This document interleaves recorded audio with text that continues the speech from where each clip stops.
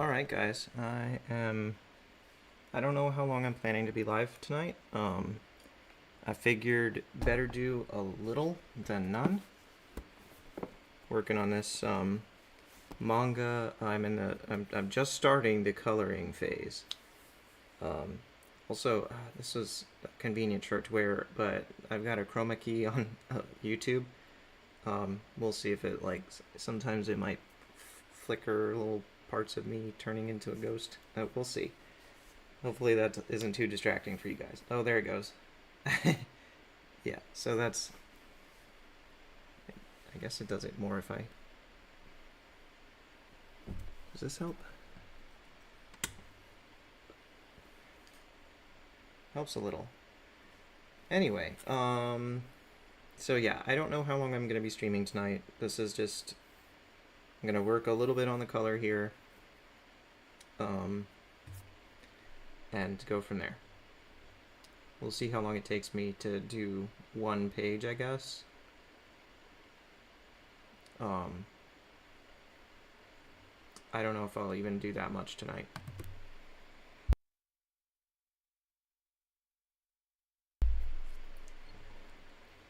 However, before I start on page 1, I did notice there was a little tiny mistake on page 3 that I want to fix. I'm just looking at my work here. Oh shoot, I did not mean to click. Yeah, so if I, also, I got my Stream Deck here, so I don't have to reach forward to my laptop while I'm working. I'll have to sort of change my habits though, because I've been using the computer keyboard for like 15 years for this. Anyway, thanks to Katie for helping me to get this. But stop it. Yeah, so there's buttons on here that I can use, and I can have my hand down here by my side instead of reaching for the laptop. It's probably much better for ergonomics. So anyway, I noticed this little tiny mistake right here.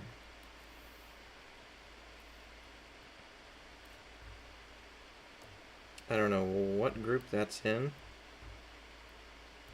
but if I hold control, I just did it where I used the computer keyboard again. Although this thing, the control and shift buttons here don't work quite as well as the other buttons because they're modifier keys instead of actual keystrokes. So I could just delete this and then save and move on with life, but I am curious to know which group it's in. I suspected it was that one. Alright, I'm going to try holding control on my Steam Deck. Oh, doesn't work if I've got...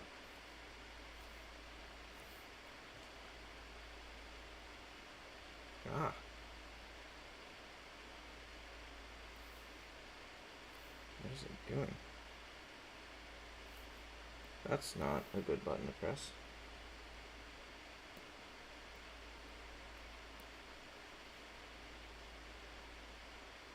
What the heck?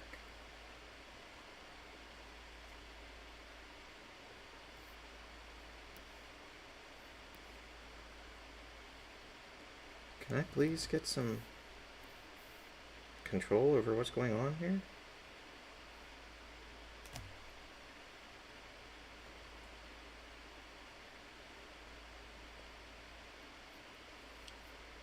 Wow. I don't know what that was. What the heck was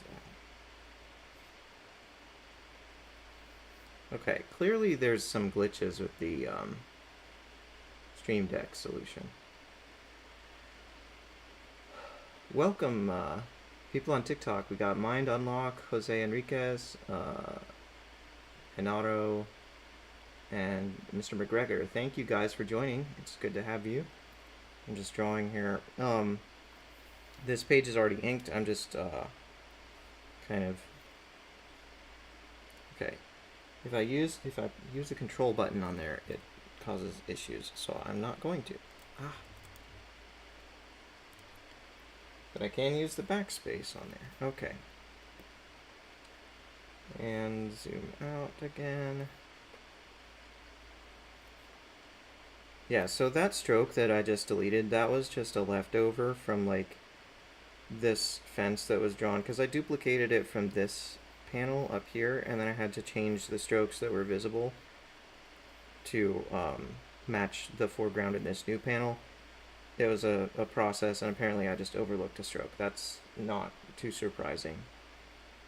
So, save that. Also, I realized I had been calling this color on page 1. Anyway, I'm going to go ahead and re-export this. Close that. File, open recent, page 2. Honestly, I'm just opening this to check on the layer name. Yeah, I started calling it paint pretty early on. I want to change that to color.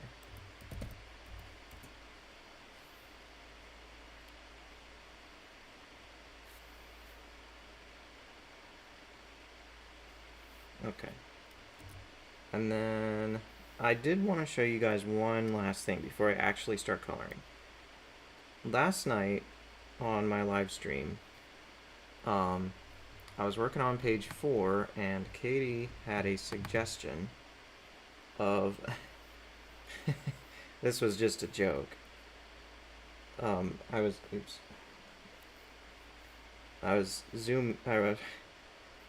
drawing this panel and talking about how difficult it was to draw this pyroclastic flow or whatever, and she said to have our cat Ambrose surfing on the lava. So I told her that I would not have Ambrose in the final output, but in the SVG document, if anybody opened the source file and started looking around, they might... Oh shoot, she's not there.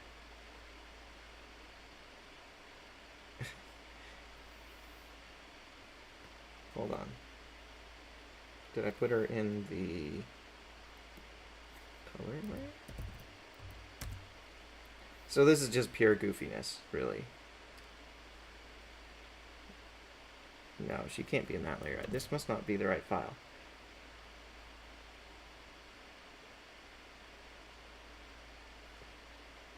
Give me a second. Now I want to go on a fact-finding mission. Sorry guys, just 1 second here.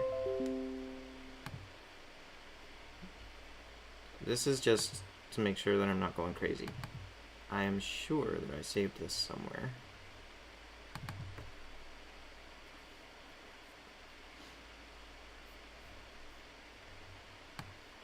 Okay, so this is another version of the file. Maybe I accidentally didn't synchronize. Oh my gosh.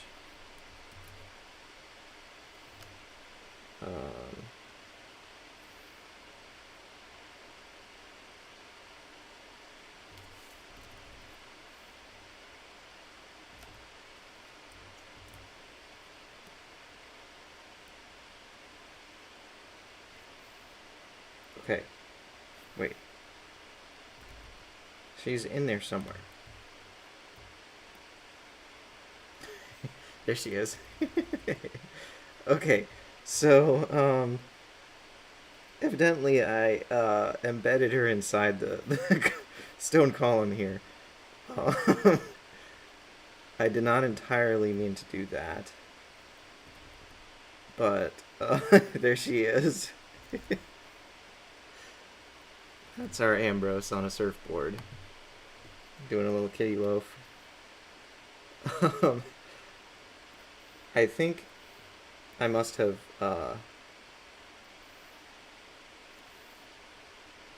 I think I did have the correct version of the file here. I just didn't realize that I had to pry apart certain layers.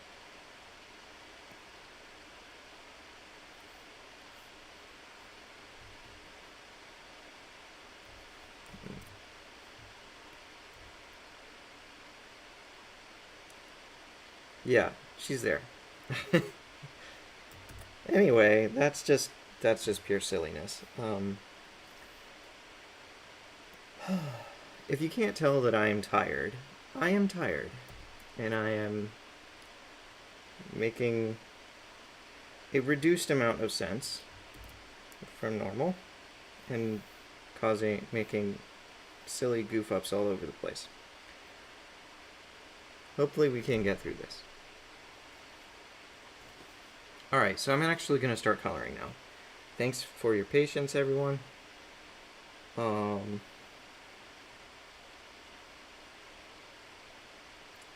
a smudge on my glasses.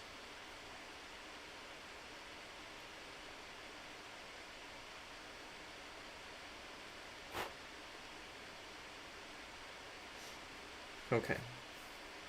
Hopefully the Stream Deck will improve life.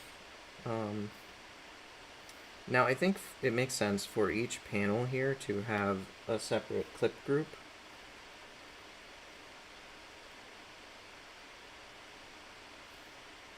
And I'm going to work on...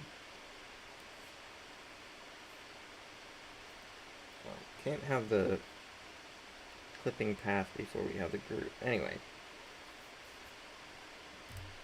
We're going to do the quick and dirty method here for these trees, or for these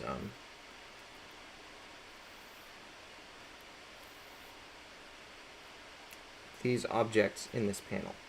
Wow. My brain is just completely fizzling. Maybe it wasn't a great idea for me to stream right now. I just have to get this done, you know, like... Alright, so that is... Oh, I keep reaching for the keyboard. I've got a Stream Deck here.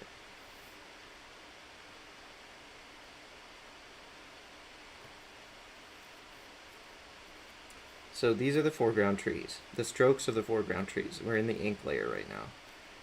I'm going to color these a dark green.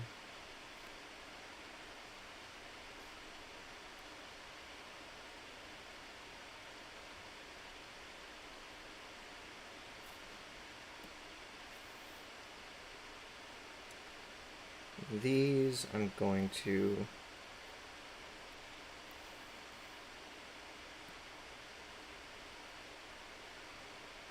color a similar shade of green, but slightly different.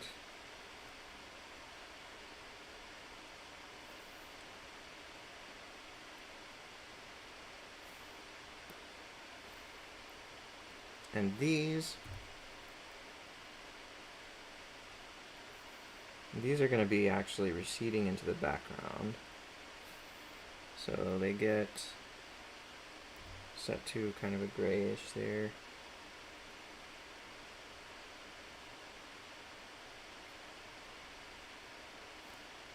Might as well grab the clouds here, set a fill on those, and maybe give them a happy sort of a blue hue.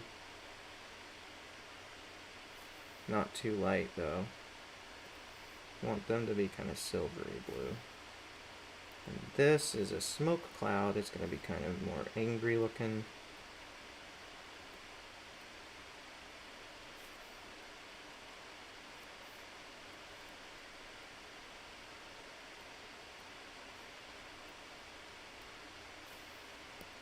Alright. Now we're done there in the ink layer, going to the color layer.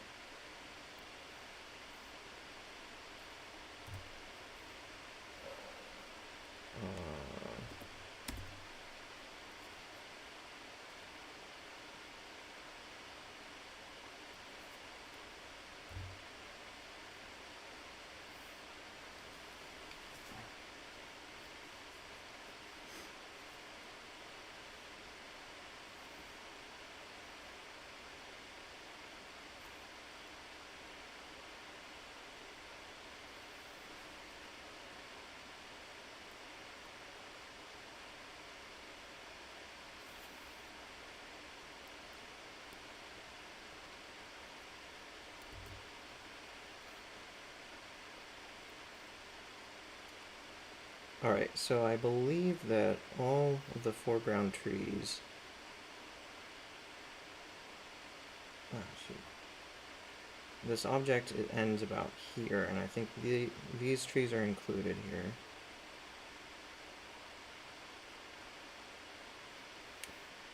I should turn off the dialogue layer while I'm working on this.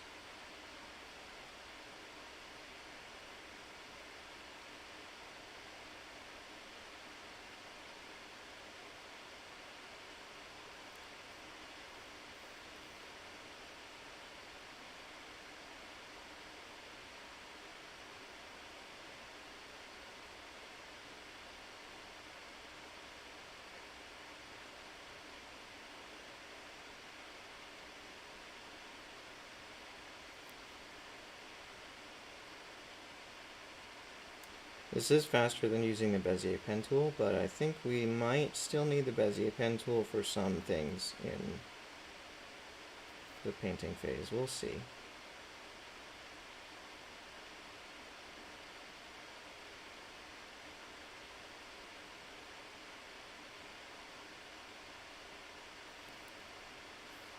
Alright.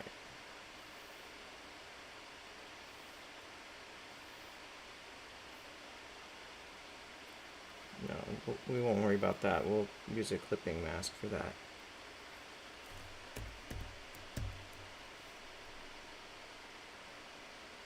Oops.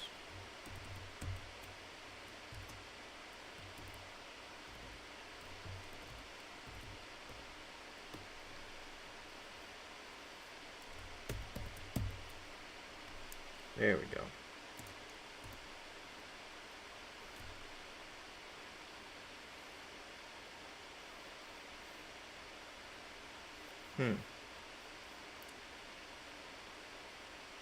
Well,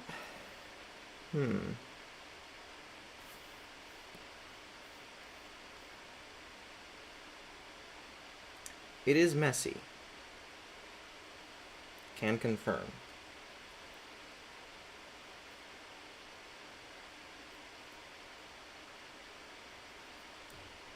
I'm gonna go ahead and do our clipping mask now, because I have an object that I can do it on. Couldn't before.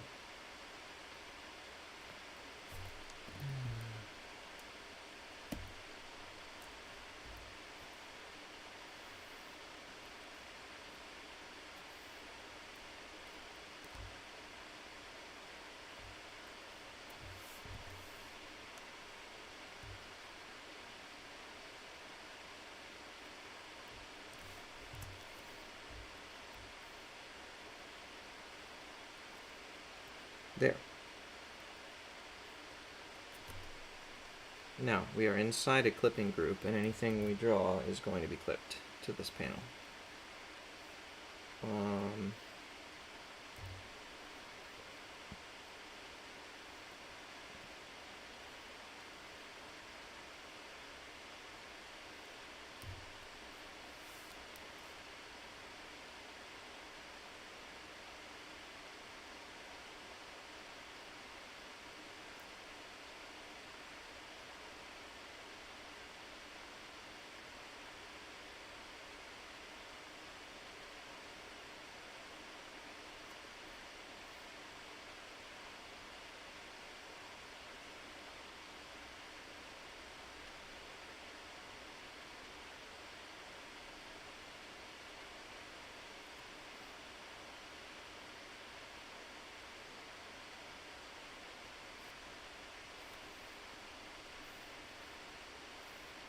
Gotta close the loop on it though.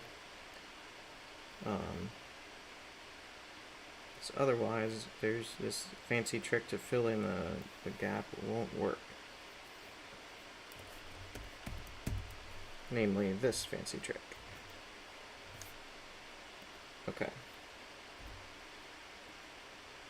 Color pick that. Page down, and then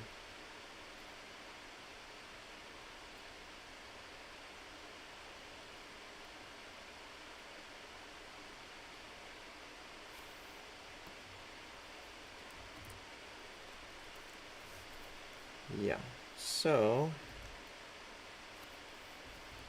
just going in order from front to back so that we don't have distracting elements in the oh, welcome Bob the Science Guy. Shamrock Banks Observatory. He might have just popped in for a second, but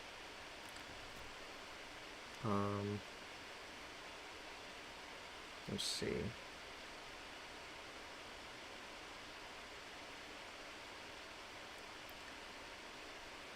Yeah, if I went back to front instead of front to back, then I'd like it. For example, if I started coloring the sky first, and then the clouds, and then these trees in the back, and then the mountain, and then the trees in the front, then at every stage I'd be drawing or painting over the stuff I'd already drawn, which is fine, but it could be, I just find it a little bit distracting. Like, depending on the colors involved, sometimes you might end up with like trying to see a low contrast edge or something. It just feels cleaner to work this way, which you can only do digitally, I realize. Hi, Ambrose. I put you in one of the drawings, Ambrose. You're surfing on lava. You're such a silly little kitty.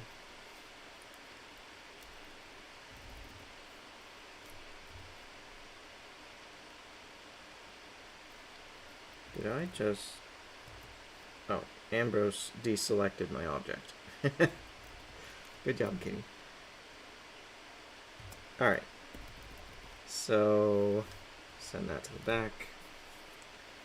Now, obviously, we want this to be a pretty dark color, but at the same time, we also want to imply some atmospheric perspective. So, maybe a lot of atmospheric perspective.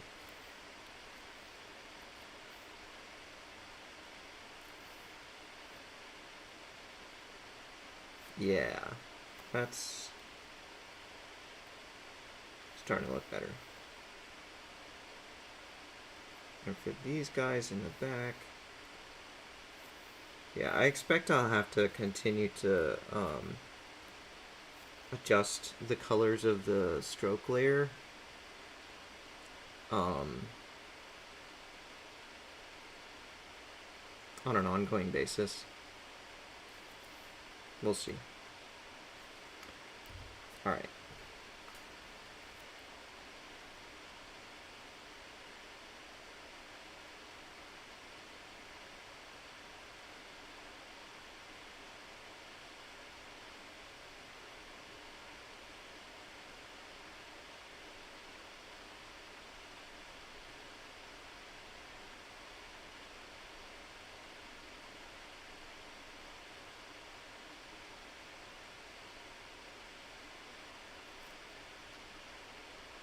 It's green smoke. Oh no.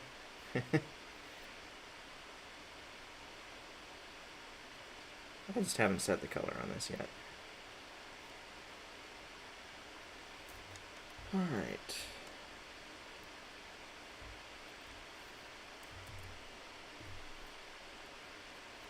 Yeah, there we go.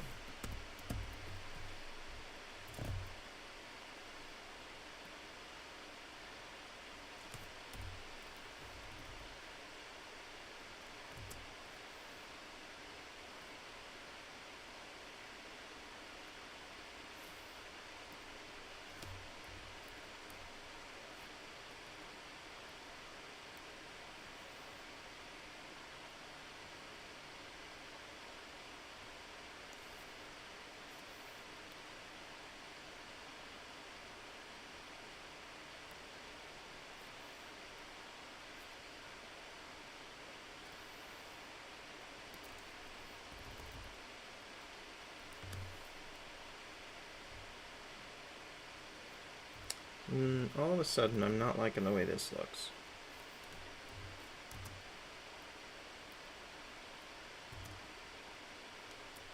Oops, that's way too big.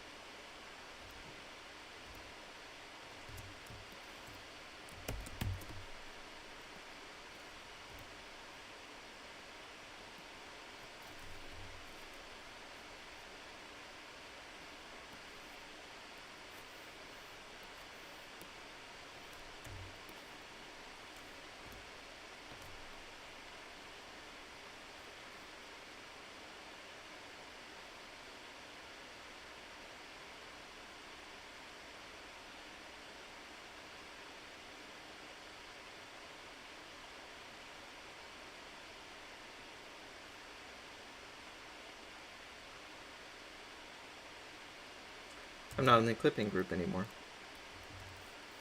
Did I? Yeah, okay. I have been making a mistake. It looks like these three objects are in the clipping group, but we forgot with the smoke and the clouds. So I'm going to cut those, descend into the group, and then paste in place. There we go. Much better.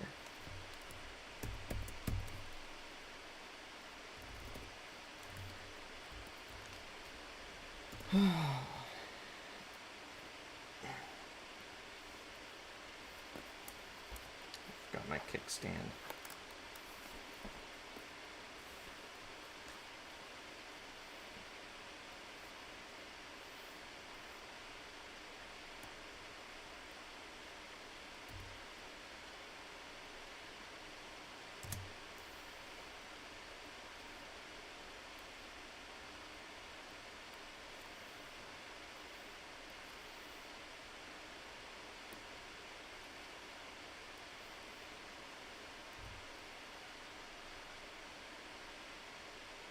Oh, here we go. That's an example of a low contrast color difference. Here, maybe I should have done the sky first.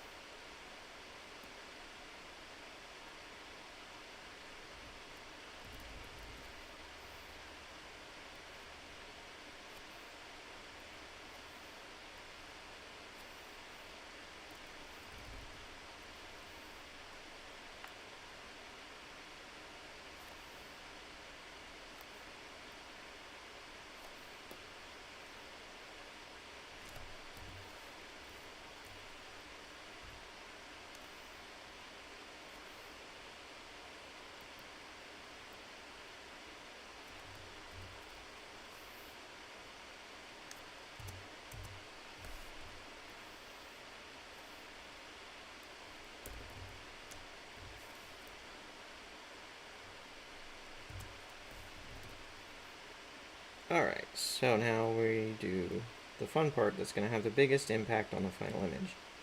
The color of the sky. I want it to start out real pale,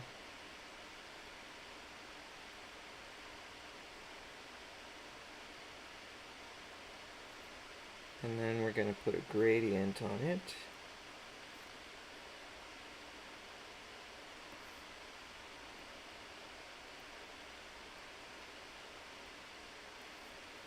That's going to turn it a bit darker.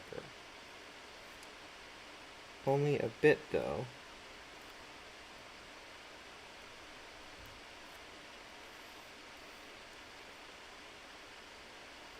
And we need that to be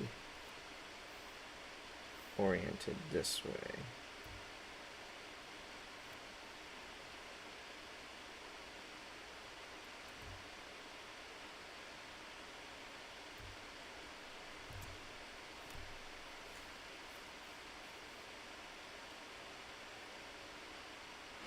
Alright, so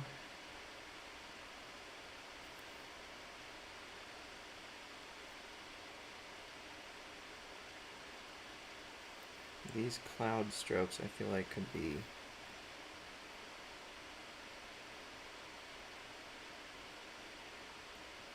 more helpful. Yeah, that's a bit better.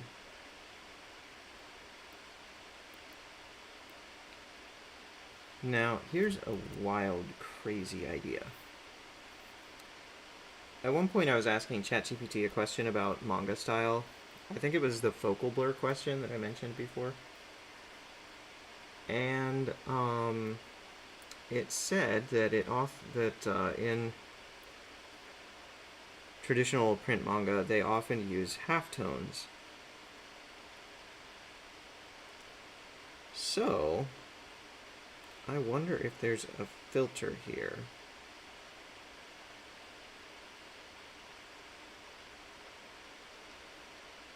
I know there's a filter like that in GIMP, but I don't know if I can just do it inside Inkscape, like right here.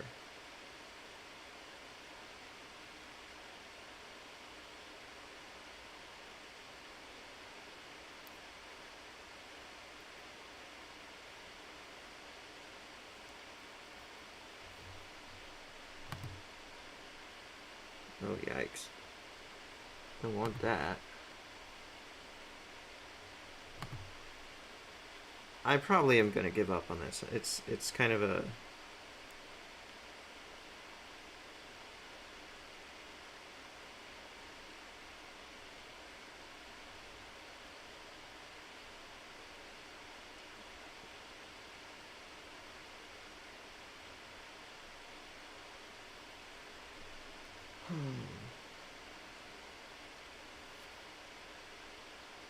Oh, on YouTube, You Are Victoria joined and said, "Hello, I am here. I really should go to sleep, though. Maybe I will leave this on."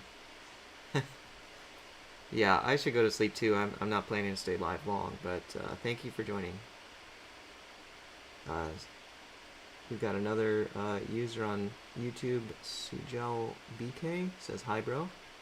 Hi, welcome.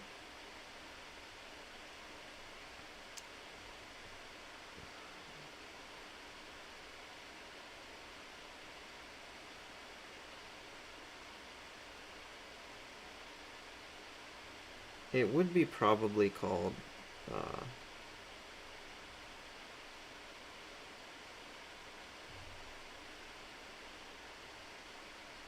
halftone. Wait.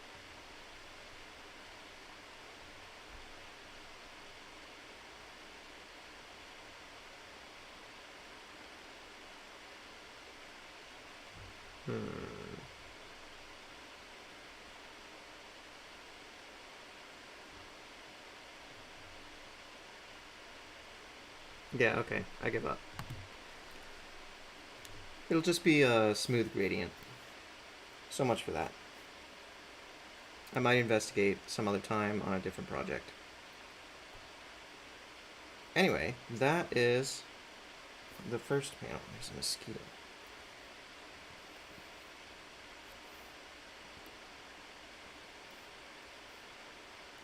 Here's the next panel. Now, I'm a little bit concerned about using the rough and dirty, or the quick and dirty method for this, because, like, look at this. You know, it's very difficult to get it precisely on the line using that method. It's much easier to do that with a Bezier pen.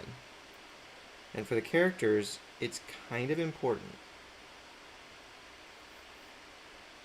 to get that right. So maybe I'll try to restrict my use of the Bezier pen to just the characters, but I don't know. We'll see. Oh, well, this sign is such a rectilinear shape. That's kind of a no-brainer to use it there.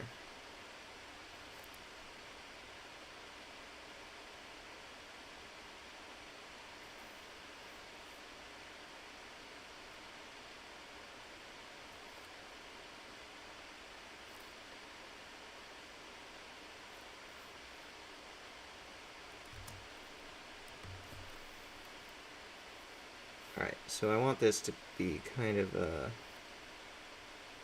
bright orange color. And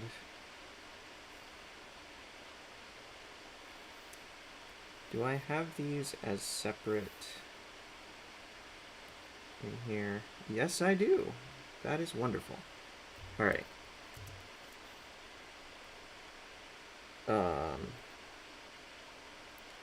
So I don't want this to draw the reader's attention too much.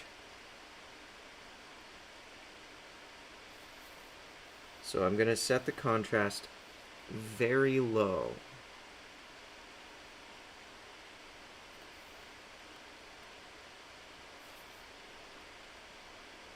And in fact, I might even try to choose a less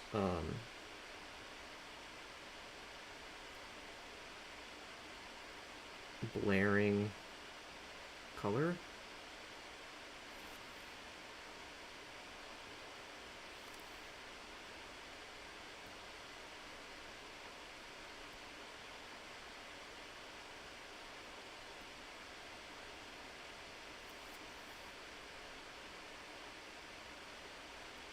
I don't know, that looks kind of brown. No. I'm getting two different colors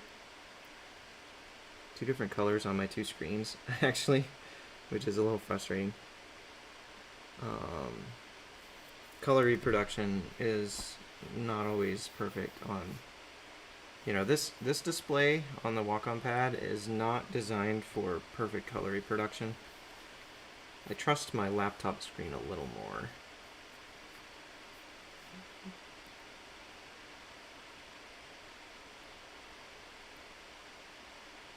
No, I changed the hue here. I should... Okay, hue is 31 there. There we go. Yeah, that's good. I'll just leave that. Okay. So, where am I? I'm in the ink layer. I don't want to be in the ink layer. Color layer. Let's save. And let's keep going. Now, I used a straight edge when I drew these, which is a huge benefit here.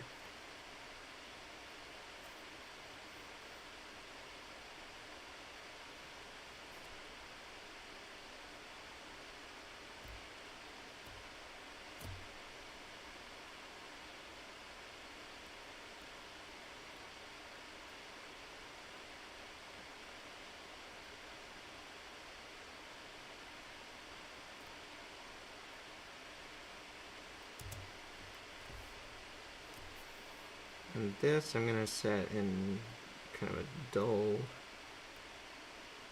green.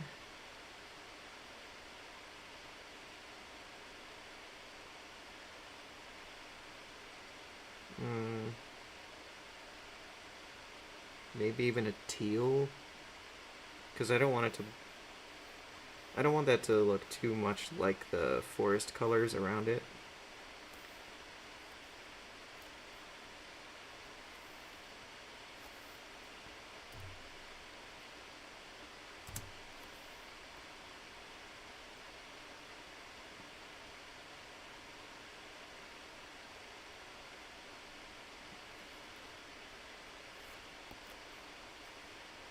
Okay.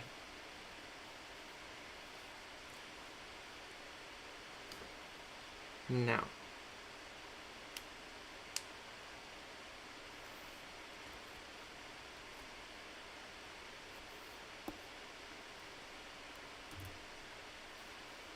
Hopefully that sign is not too, like, in your face. I mean, in a literal sense, it is in your face. I mean, like, hopefully the colors aren't too um, glaring. And here is where the stack order inside the ink layer matters. Notice that.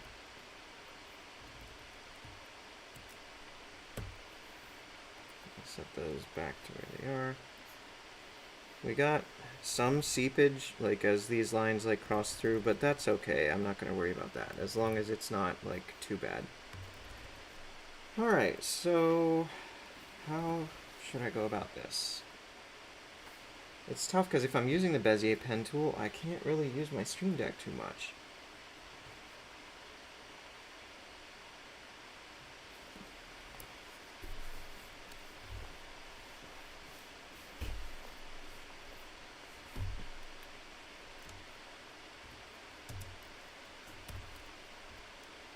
Okay.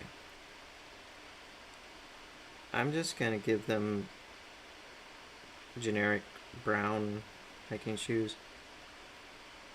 Oh, and additionally,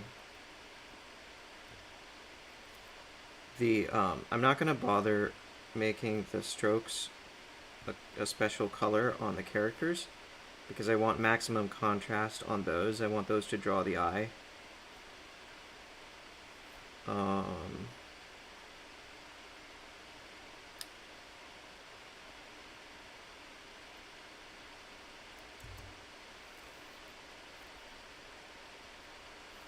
Yeah, so that's just it's a hiking boot. It can be, you know, a muddy brown color.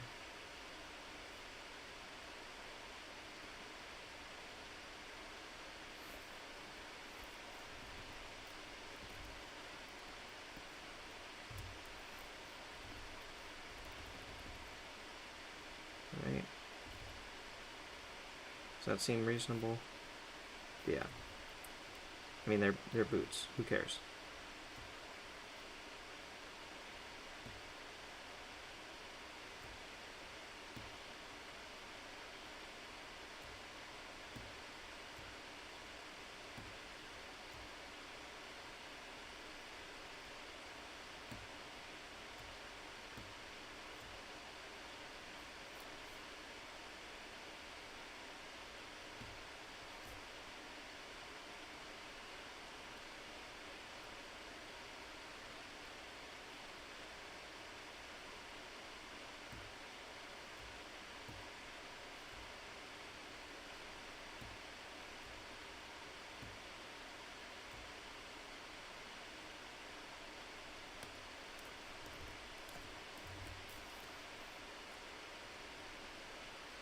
I'm going to give the kids' boots the same color.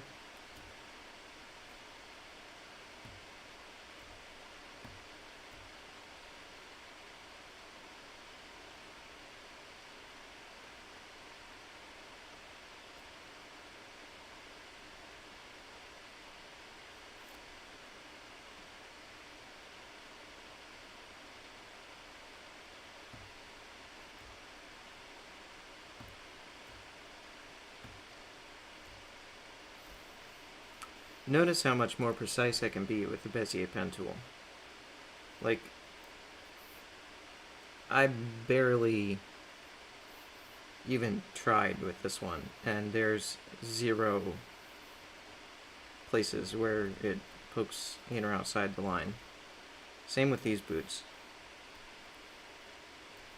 I guess there's one teeny tiny place there, maybe there if you count that. But it's like a lot fewer and a lot less noticeable. So the Bezier pen tool is a major like quality upgrade for this specific work. Even though it's like weird to have to go over everything all over again.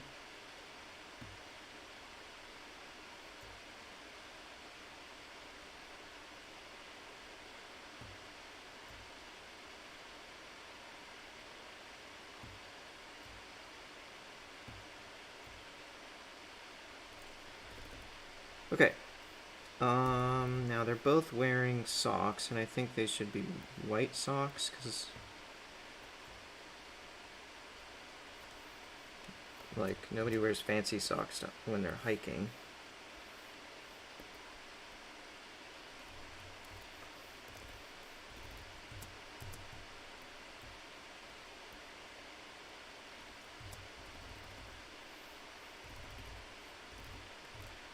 Now, we're not going to see this when I draw it, but it'll be there, and it's important because when I draw the background, it won't change the color of the socks. I'm confident enough in my line work with using the Bezier pen tool that I don't need to see it. I believe it. I believe in myself. I know it's good work. Alright, maybe I'll just do her jeans next.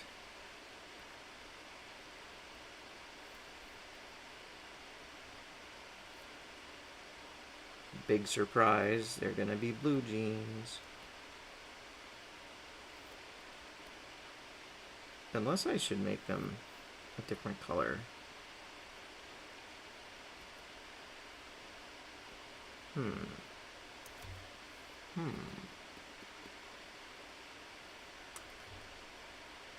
I wonder. Just to change it up a little bit. I've drawn a lot of blue jeans using this, like, technique in my work on other projects.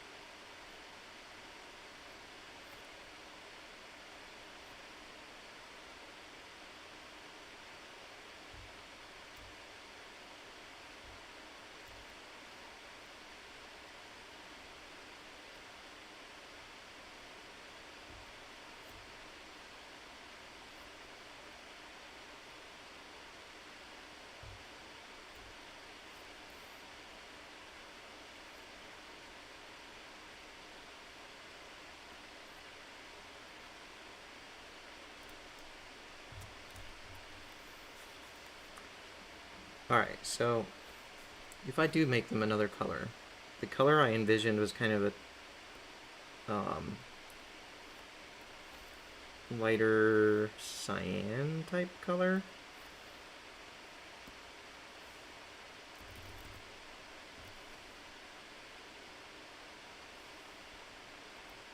Those look very vibrant. I'm gonna mute them just a little bit here. I don't want them to look gaudy, garish. Alright, now gotta do a few details in her face here. Actually,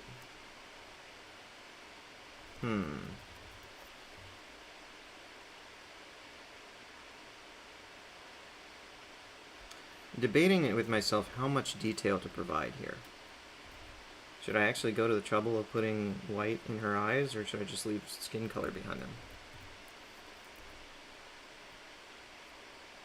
It might look weird if I don't put the eyes in.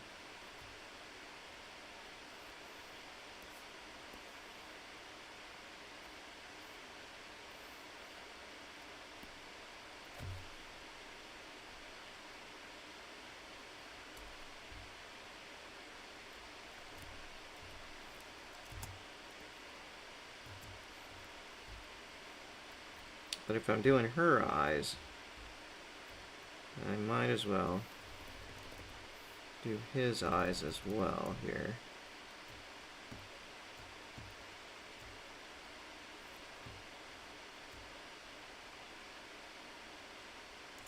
I'm not even going to use a different path object. Alright, now we are going to need a color for her tongue. And that's usually going to be a dull pink color like that. I'm going to color her lips here.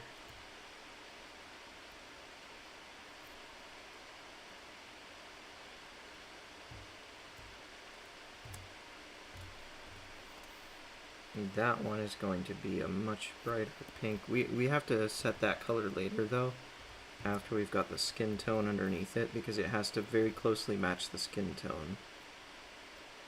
So I'm going to work on her skin next. Actually, did the boy have lips? He does, but I'm not going to color them differently.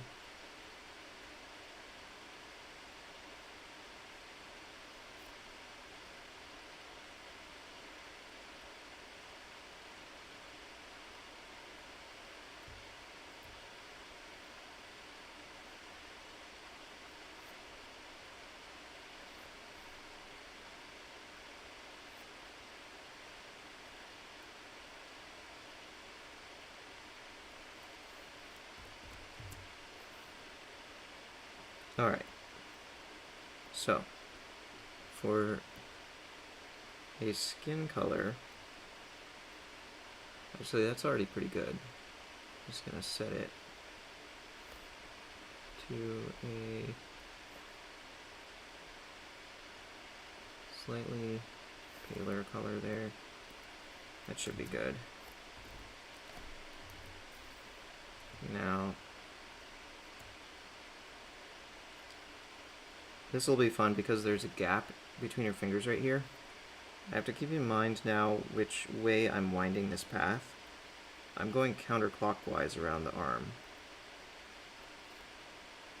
And in order to put a hole in it later, I have to add a subpath that is wound the other way, which means I have to go clockwise around that hole in between the fingers.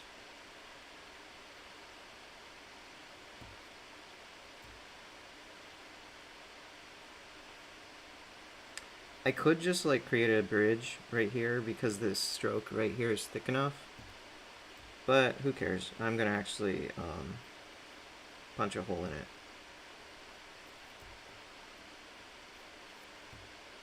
Okay. Clockwise. Ta-da! Now, these are not consistent, but it doesn't matter. I'm going clockwise around her face.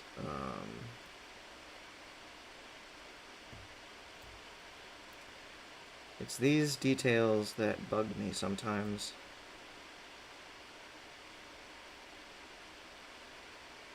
Because I'm such a perfectionist. I have to always, I'm constantly having to remind myself, okay, that thing does not matter. That thing does not matter. That thing does not matter. Okay.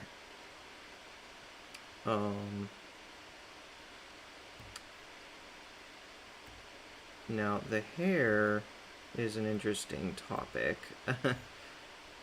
Because there's a few different techniques I could use to color the hair.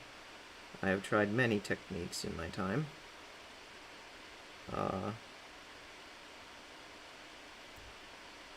For this hair, I may just go with a Bezier pen tool. Stupid TikTok.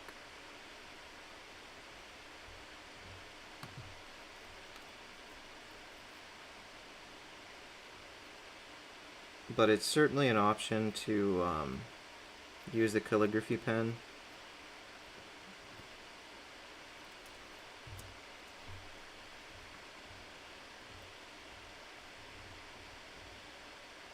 Okay, now that we have the skin tone underneath,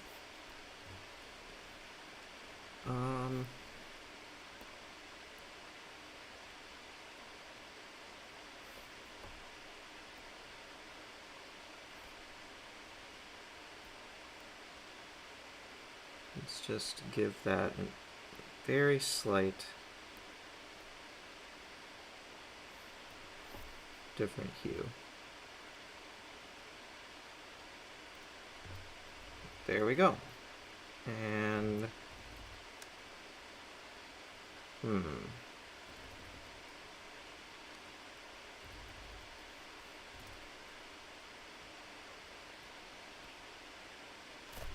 mosquito right in my face.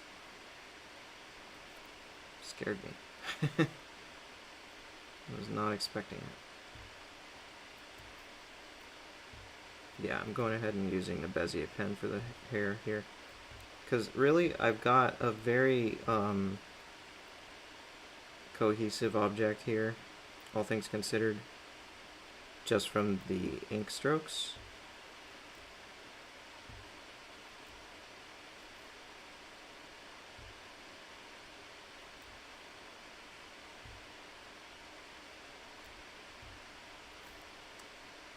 I have a lot of experience using the Bezier pen tool to fill in color behind calligraphy strokes on hair. I'm just realizing, like, I have literal years of doing this.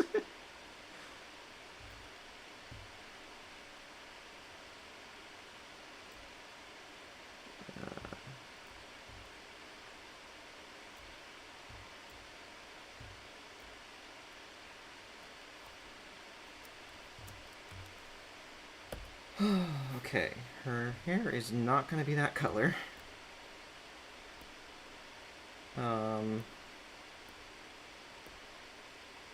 It's probably going to be more like that color, but not even quite that, because I'm going to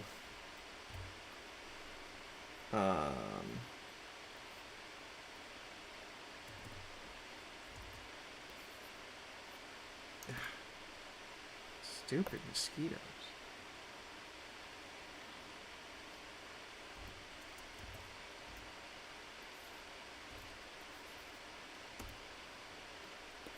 Okay.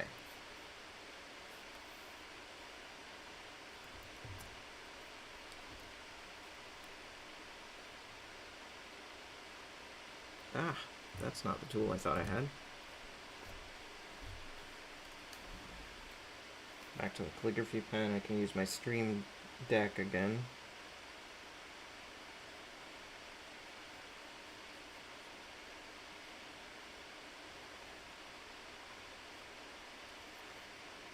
Backspace that.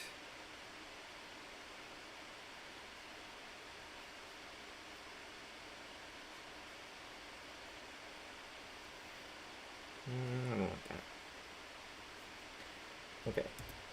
Change my stroke width.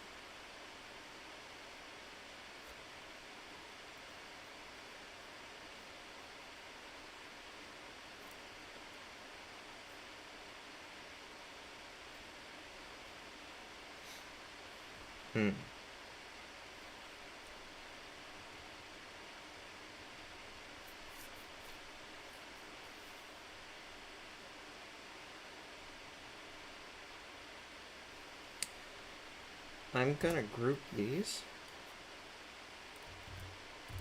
and then work in a different color.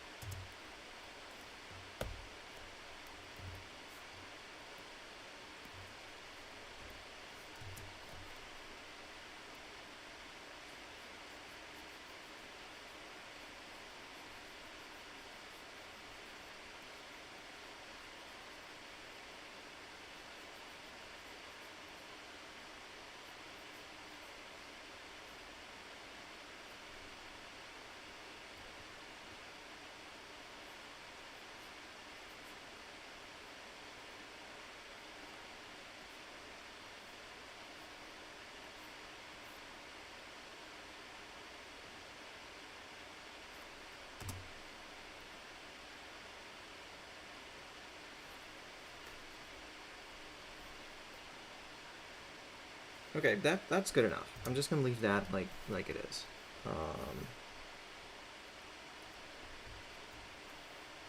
Although, yeah, the colors look so different on these two screens. I should probably check that hue.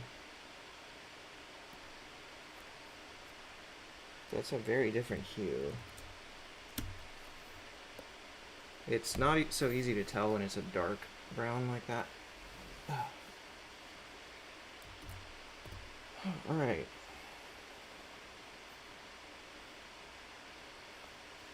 Now, backpack straps. I'm thinking just a light gray. I don't know.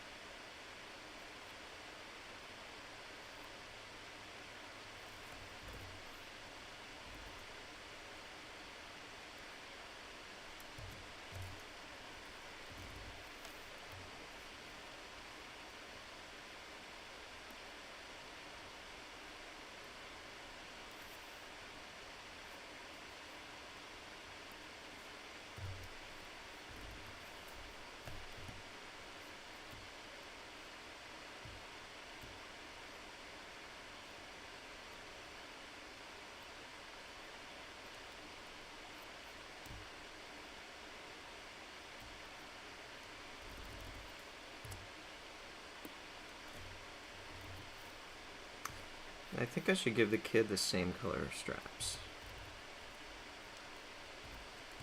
In fact, I might color his hat the same color also. And oh yeah, I almost forgot his skin. So, just to give you an idea how much of a perfectionist I am, in my entire illustration career so far, which spans using this technique in Inkscape, that certainly spans at least 9 years. Oh no, wait, no, not 9 years, 19 years. Sorry, my mistake, 18 years. 2007 is when I started developing this technique using Inkscape. 18 years. So in my entire career so far as an illustrator in this technique, what I normally do, what I have almost always done in my recollection, if I have two characters with, similar ethnicity or whatever, I will still give them very slightly different skin tones. I will pick the skin tone individually for each of them. Just because I know somewhere in the back of my mind, technically, people's skin are not the same complexion. And it's one of those subtle details that I'm thinking, somebody's gonna notice this. Nobody would ever notice it. It's just me being an insane perfectionist.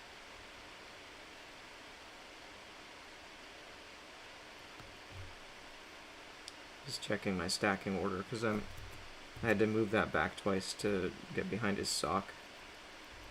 I didn't want it to go behind her hair or something crazy like that. So in this case, I'm reusing the skin color because I don't know. There's something about the manga style that I feel like definitely leans into that more simplistic, sort of illustrated look. Uh, where you might have like one skin tone for all the characters across the page.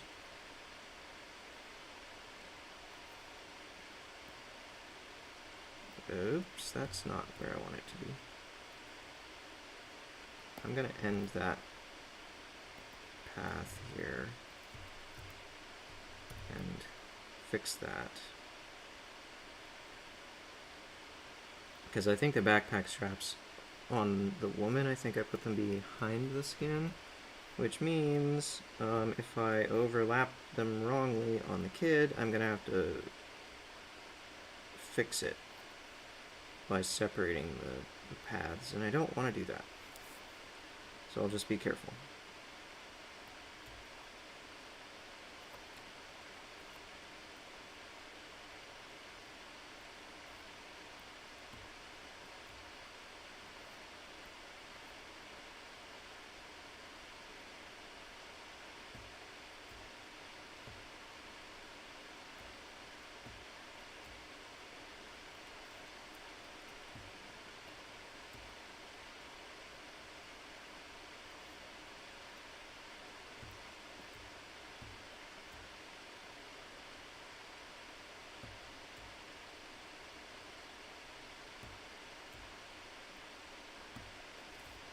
Now, I just realized I said I was going to make the hat the same color as the straps, but then I forgot. Furthermore, as I was just now speaking, I realized that I'm setting up to put the hair behind the skin object, which means I need to cut the eyebrows out of this skin object because they're going to be behind it. All these weird little details I have to keep in mind. Punching a hole in the skin object here now. There. Also,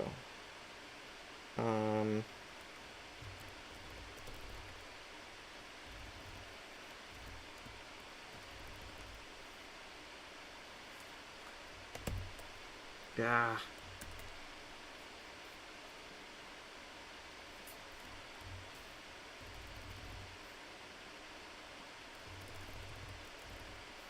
I would also, what I said about the skin tones and making each individual character have their own skin tone, I would also do that with every single mouth in the scene, which usually would have at least two skin tones, like the inside of the cheek and gums and stuff, and then the tongue.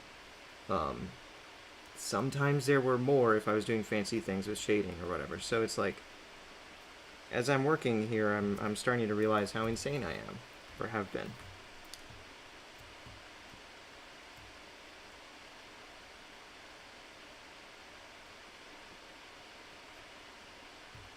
Because literally, I have never heard any person ever look at my illustration and comment, you know what? I'm noticing that those are very individual, unique skin tones. those each character has slightly different colors. Like, that's so much detail to put into this. And yet there I was, week after week, every week for like 3 years, drawing these illustrations and putting individual skin tones on the characters. Just because I just felt like they should have separate skin tones.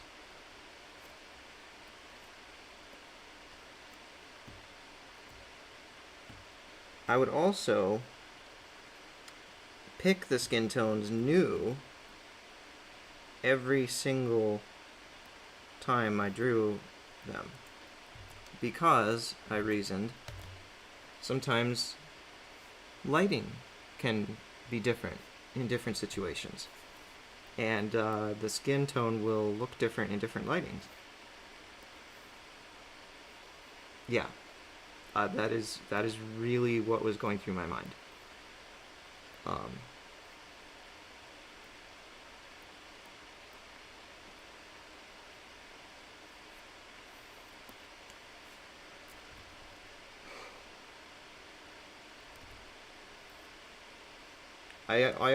I sort of developed this, like if I was drawing the same characters often, I developed like a pattern of like, okay, this character's skin tone is just slightly darker than this character's skin tone, and this character's skin tone has a hue that's just slightly toward pink, and this one's slightly toward yellow, and or it was, yeah, and nobody ever cared.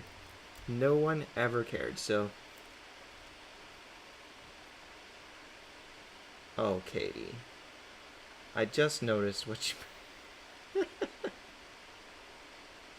Katie. How long has that been there?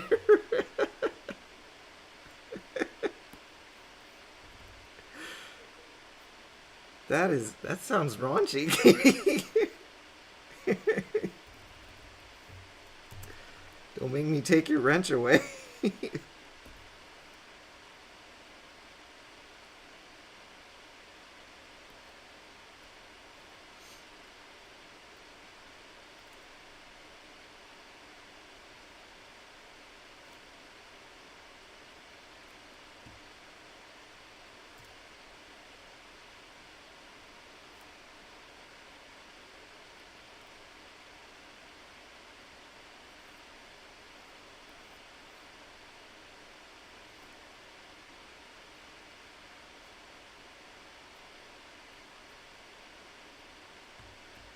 Oops. Wrong button.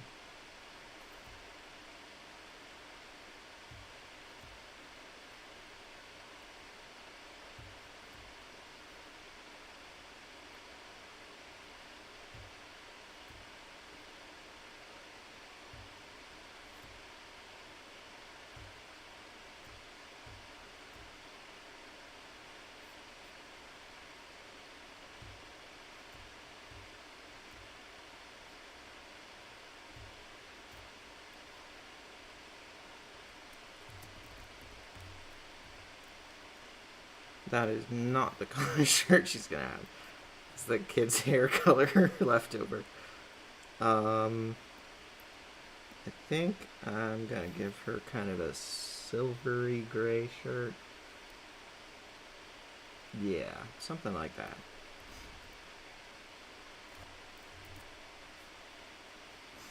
There we go. Now, the kid, I'm gonna give him, I think,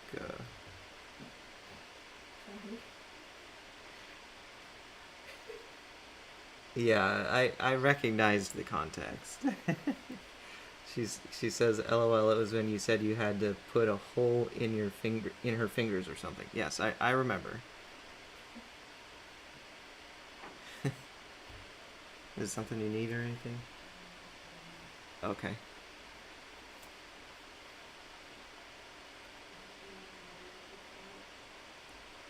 What? Are you talking about Lindsay Bow? Yeah. They said back at it. Oh, and some color now.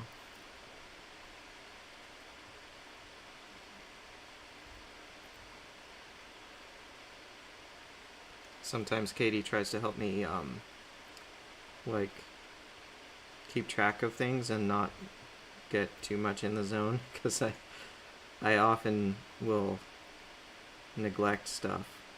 I've got quite a one-track mind, and she knows that, so she tries to help me. She's wonderful.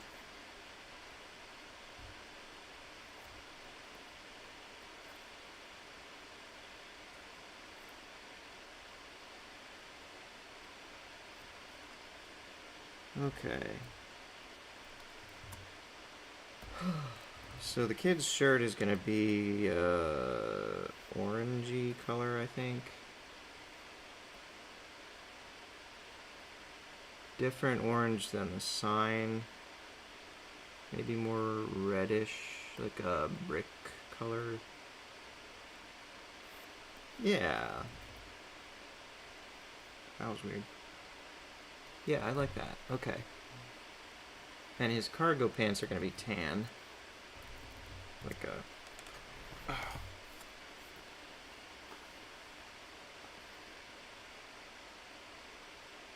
I'm gonna take a quick water break.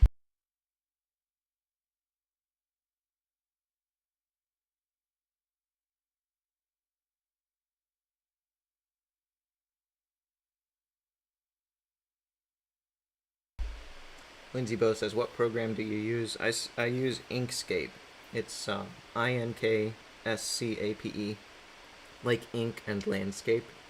Um, so if you go to inkscape.org, it's a free open source program. It works on Windows, Mac, and Linux. It's most native on Linux. Like, that's where you'll have the best experience. On Mac, there are some crashing bugs. But if there's certain workarounds you can learn that helps you, like, if you work around the bugs, then it can be a pretty stable experience still. Which is what I do. Because I'm too cheap to buy an Adobe Creative Cloud subscription. So, and I grew up using Inkscape. I've been using Inkscape since before it was called Inkscape. So, probably going on 24 years now. I think that's what it was last time I counted. Anyway, I'm a big fan of free open source software, and when it's powerful and it does the job, then why try anything different? So like,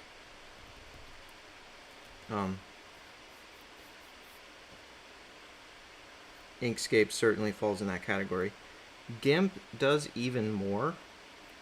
And I have been using GIMP for even longer. But yeah. Okay. Now for the backpacks. Should they just be like a forest green color?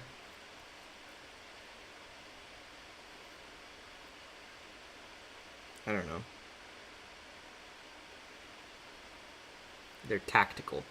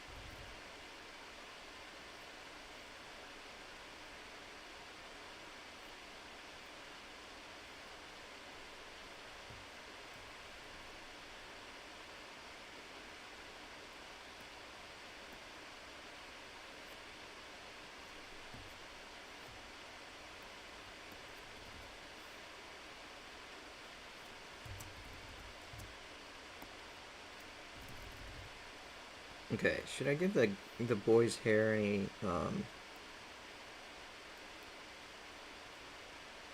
special treatment like I do with the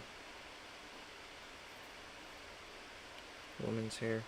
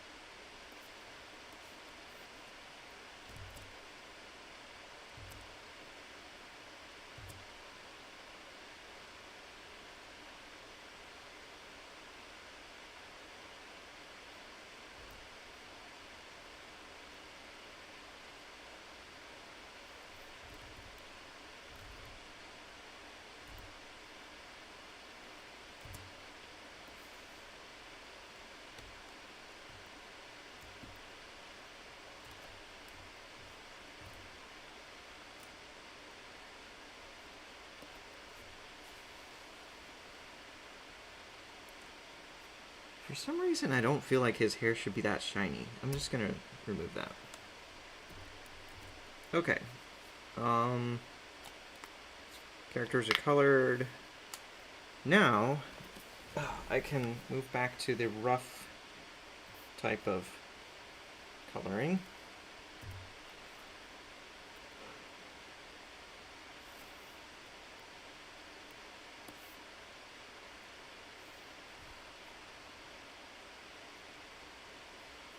So, I need to know roughly what groups I separated these into.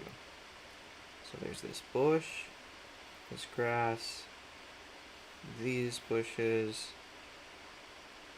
the dirt path, the log, the foliage. Okay, so I'm thinking same green color for all of the bushes and foliage, slightly different for the grass, and then I'm pretty sure the foliage and then trees are different colors there, but that's gonna be have to be a separate thing. Yeah, so we need 2 shades of green for the foreground. And I can actually just go ahead and put that in here. Maybe I can reuse the greens that are in this panel. Is that cheating? Probably not.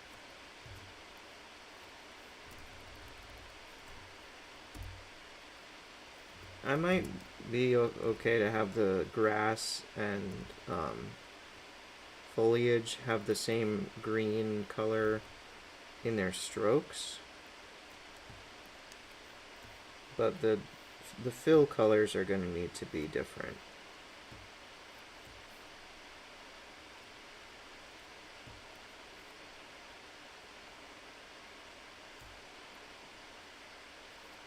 Oops. I need to make sure that these are all in front. This is a step that I'm not used to having to do. I don't know why.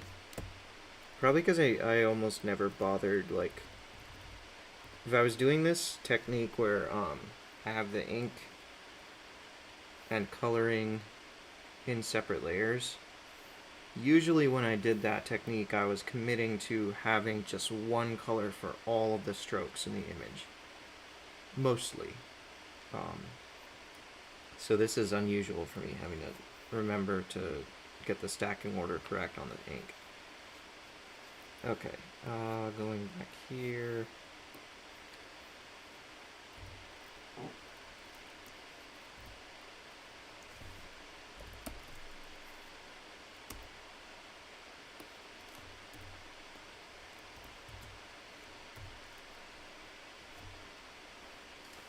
I'm going to remember to use my Stream Deck here.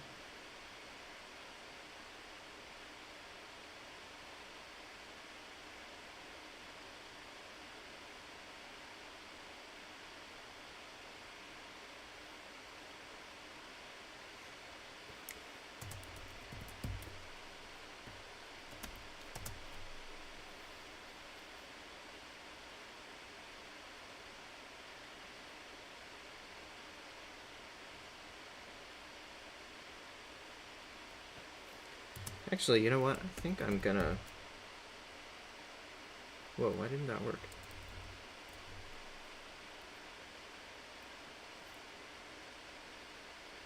That looks like a closed shape, right? Oh, I didn't press the buttons correctly. Okay, I think I'm gonna make the foreground lower contrast, kind of like the sign here.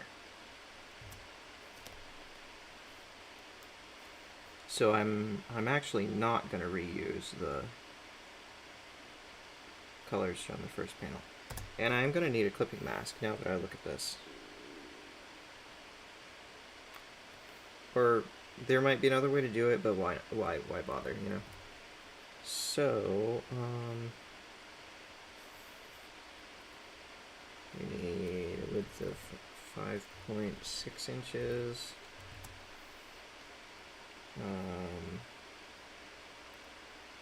centered on the page, positioned correctly, and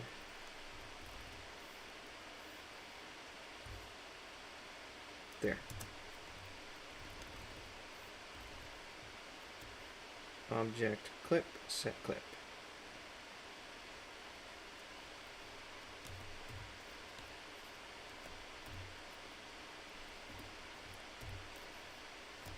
Save. Alright. More foliage.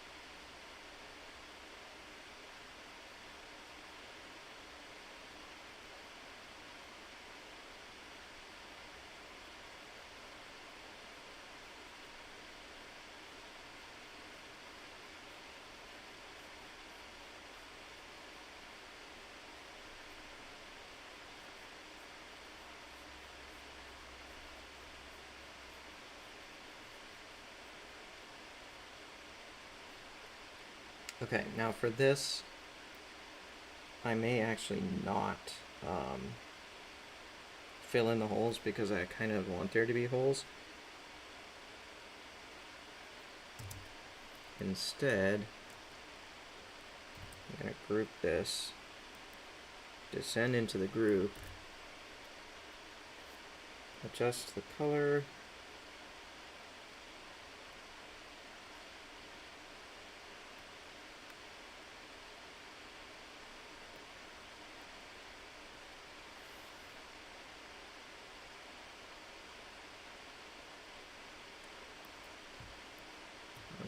these on top, descend into the group again, and keep going.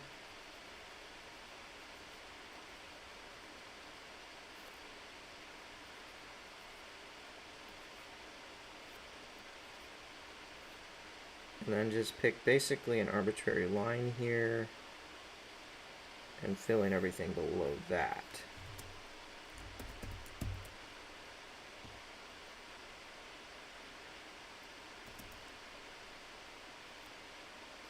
Looking good.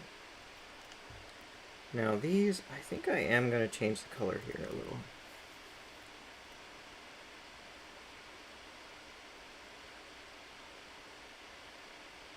Oh, I forgot this one. Not the grass. Oh no, this got included in part of the grass. As part of the grass. Wait. No, I'm wrong. It just got hidden behind the grass. Okay, good. We're good. Alright.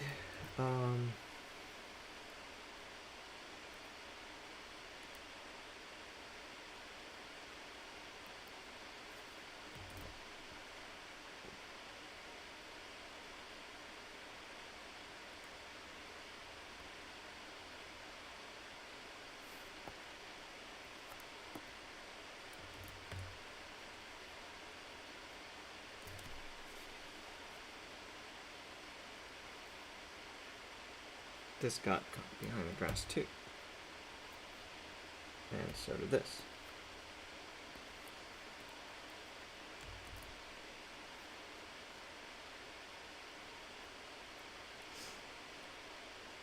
Okay.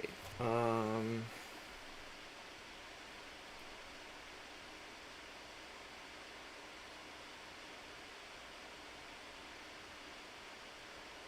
yeah. I was gonna adjust the ink colors here.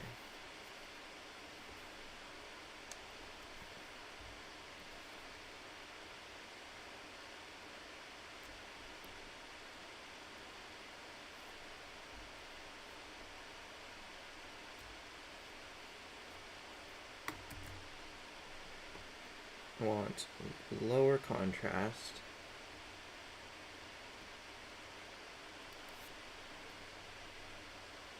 Just like the sign. I don't want to accomplish that by turning down the opacity because that's not going to produce a correct result for the manga style. That's going to cause certain artifacts that you would not see in a manga.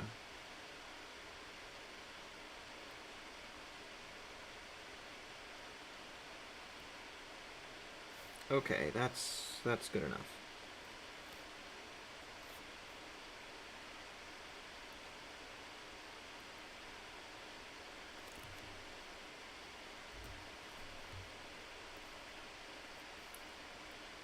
So now we gotta pick the color of the path here.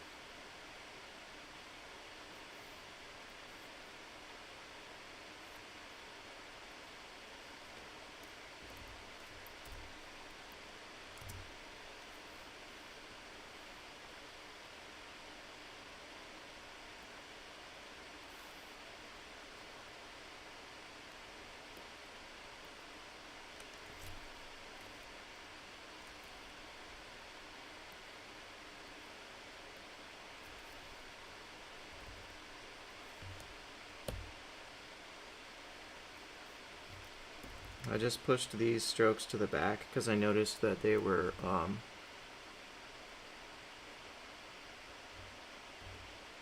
wait, they weren't. They were just overlapping the grass color, which I can't really do anything about. Whatever. Anyway, it was good to make sure that was the stacking order was correct there. Alright, now for the log. And again, here, like, in my normal illustration style, I would probably produce, like, 3 or 4 different colors for this log. Not the strokes, like the fill. You know, one for the inside wood, one for the outside bark, and then maybe another one for the like annual rings of the inside wood, and then another one for the grain of the bark. Like, I used to really stress over the colors in my illustrations.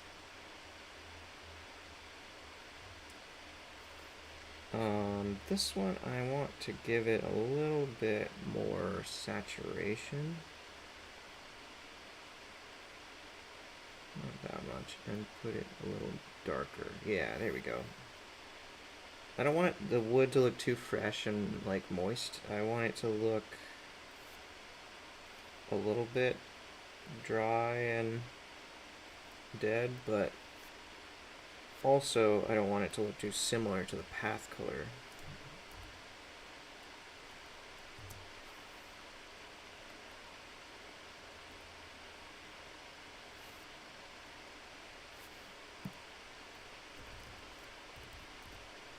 All of the objects in this scene are going to be lower contrast except for the characters, because I want the eye to be drawn toward the characters.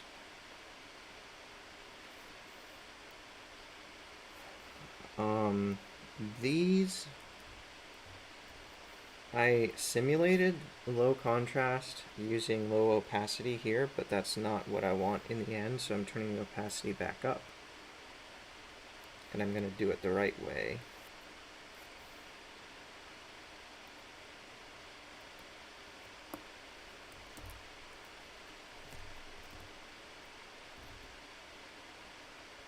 Alright.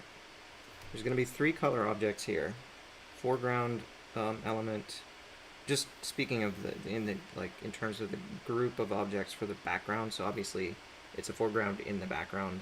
It's not a true foreground, but forgive my terminology. In the front, I want foliage. In the middle, I want trunks, and in the background, in the back of the background, I want a gradient for like the vanishing distance, through the forest. That's going to be an interesting gradient to build. I'm going to have to balance like sort of realism against manga simplicity.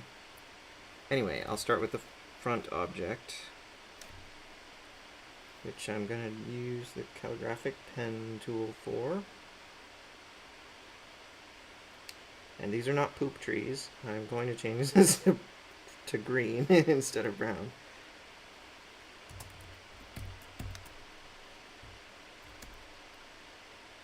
Okay, now I'm going to borrow that foliage color, but then change it so we get a little bit of atmospheric perspective here in the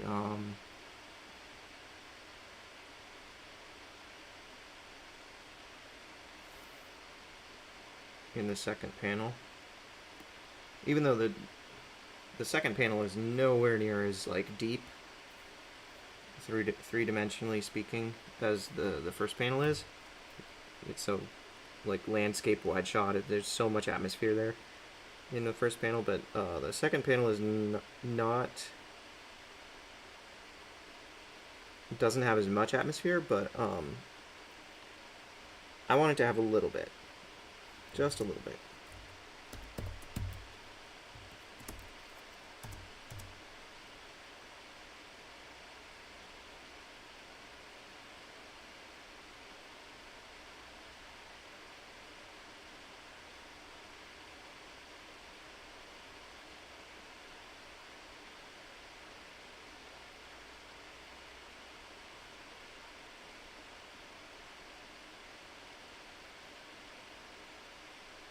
Kept the pen down while I adjusted my hand, and it resulted in this weird little squiggle.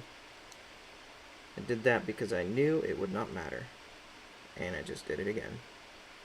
Because my pen was resting in an area that will have all the holes filled in.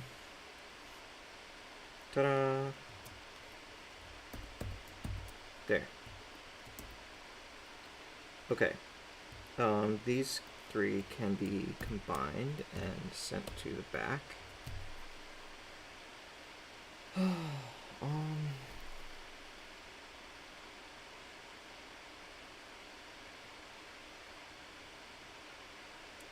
Wow, I think I might want these ink strokes to be the same color. Is that terrible? Is that bad?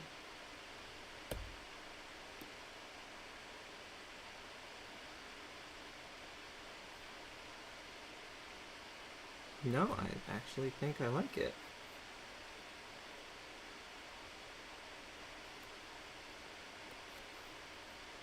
That means I'm going to end up doing the same thing with the tree trunks, because they certainly don't deserve any higher contrast than the foliage. I was I was having trouble really separating these two layers. You know, I had already maxed out the atmospheric perspective using in the color difference between these two shades of green. You know, for this scene, like that is a maximum color difference for atmospheric perspective. I want these trees to not look like different kinds of trees than these trees, right? So that means the shade of green can't be too different. The atmospheric perspective has to be limited. And I wasn't getting enough of a difference in contrast. So, anyway, that's why I did that. And I like it. I'm going to do a similar thing here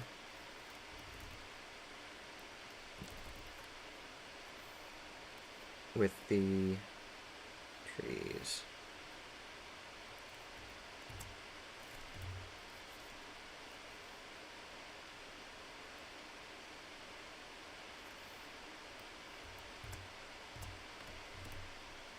Okay. Now, this process is going to be more complicated. So I'm just going to group that. Wait.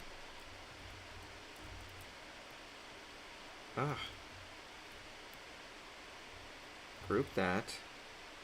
Send it to the back. Descend into it. Keep drawing. I'm not going to use the fill holes trick here because there's going to be way too many holes. I mean, just look at all those tree branches intertwining, making like this web of branches.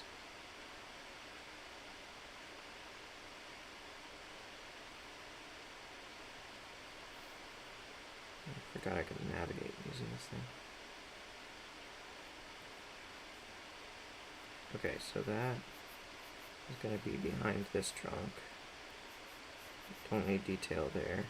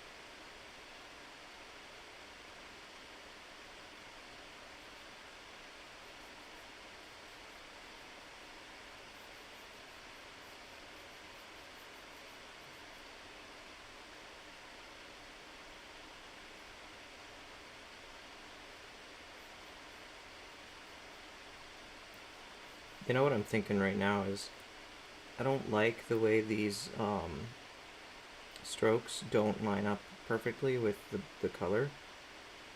I might delete the strokes, or at least hide them.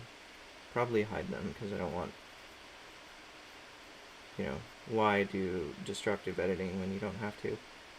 Um, this is a source document. It's going to have a lot more data in it than is needed, but like for presentation.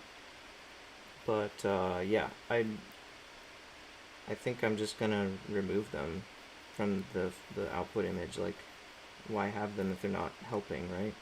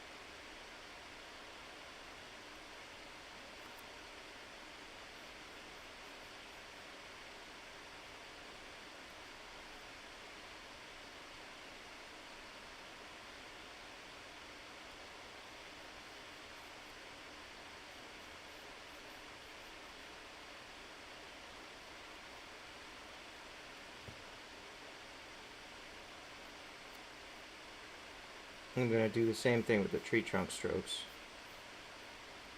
Probably just hide them.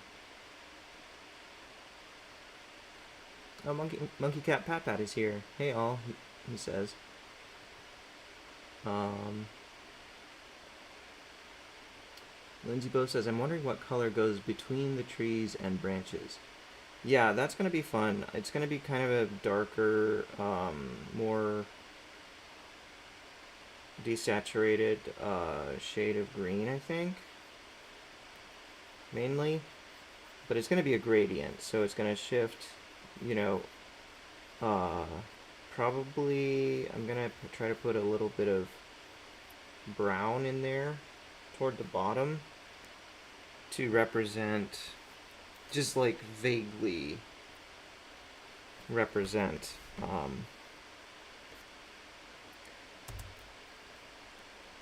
dirt and tree trunks that you might see more of, or that the likelihood of your line of sight touching being higher if you like look farther down, so the gradient is gonna start out like that. I think that's what I'm gonna do. You'll see.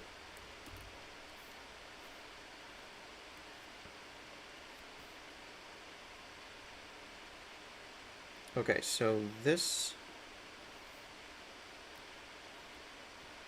group, can I just do that? Yeah, awesome. And same thing here. Yeah, there we go. See, that looks so much more manga than most of my illustration work in my entire career before now. I never, ever would have allowed myself to do this. I would have been like, I spent so much time on those strokes. They look nice. It's subtle detail. Why throw away subtle detail? And that so would go the logic, in my mind.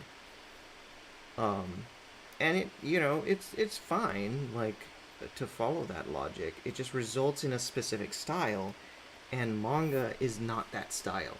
And so, like, having, like, basically the oh, Lindsay Bill says, so more or less a shadow gradient darker at the bottom resembling the forest floor. I'm gonna experiment. I kind of think the darkest part of the gradient might actually be in the middle. We'll see.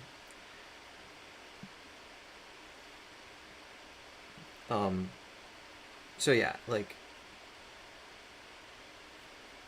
it would have, it results in a different style when I follow that logic, right?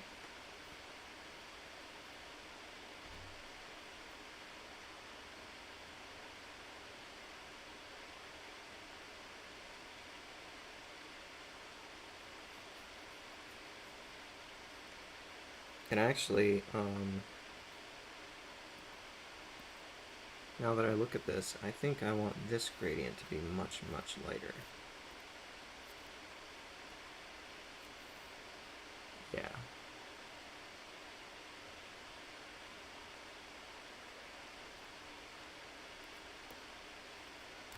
Okay, what am I doing here?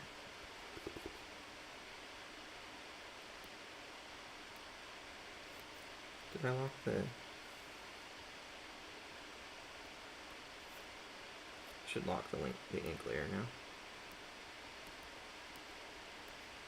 Okay, here is where I do the forest gradient.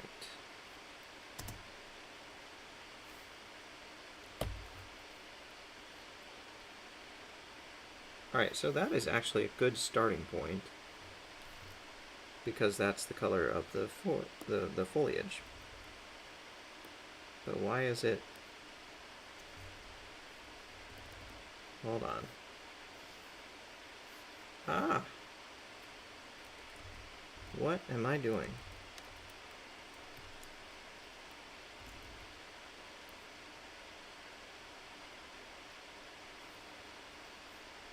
What is going on here?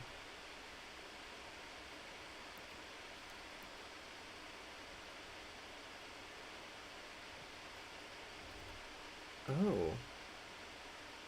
Those are not inside the group. Oops. I'll just really quickly put them inside.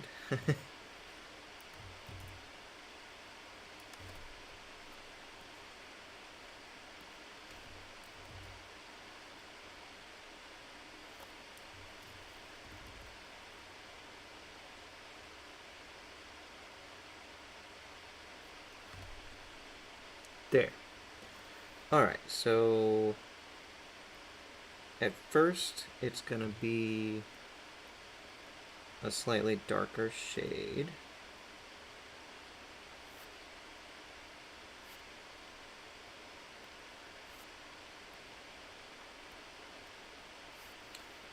And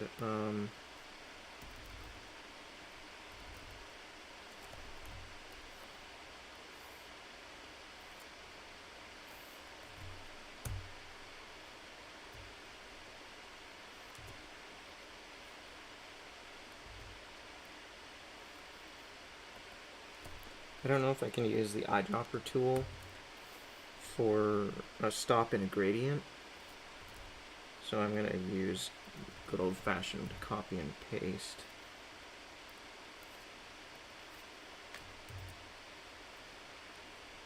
Okay. Now, that gradient is nothing like what I want it to be. But it's getting closer.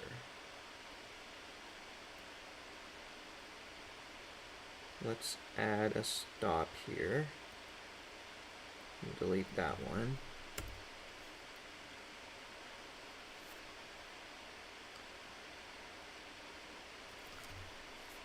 He says, so more or less a shot. Yeah, I think you had some holes colored in before you removed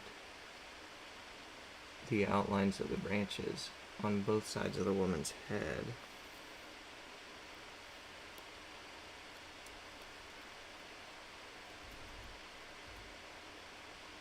Oh. You know, it's probably fine. But I think maybe one reason that I did that was because I was... Here, let's look at it again. I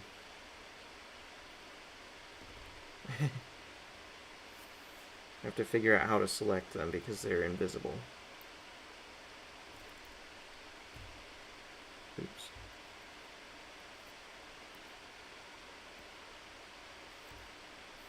Okay. Let's put them back here.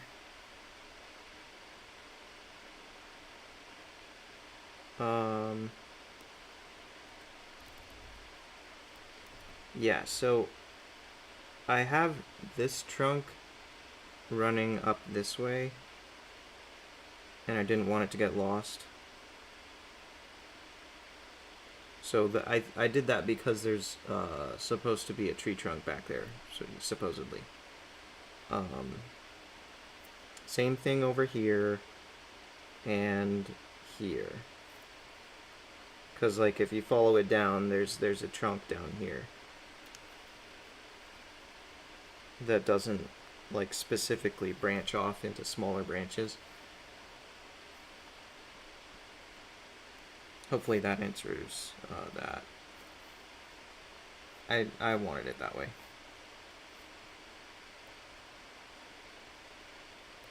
Okay.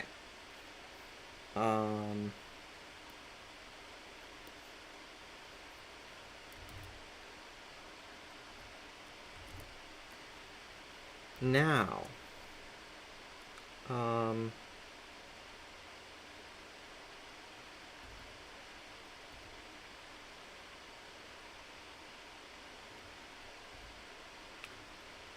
I'm debating with myself here about the colors, because I'm not sure that I'm really liking the effect.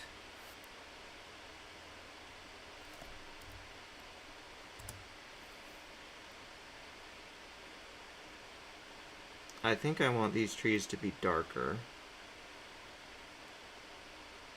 Like that. And then for this gradient to be lighter.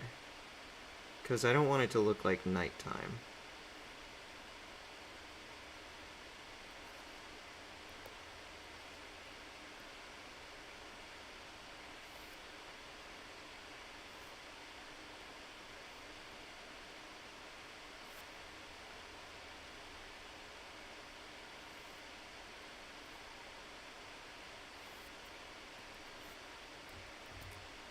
I'm gonna go ahead and leave that in there. And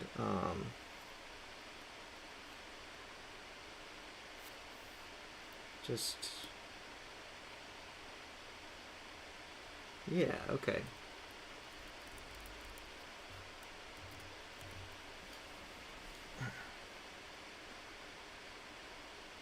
That's a little better.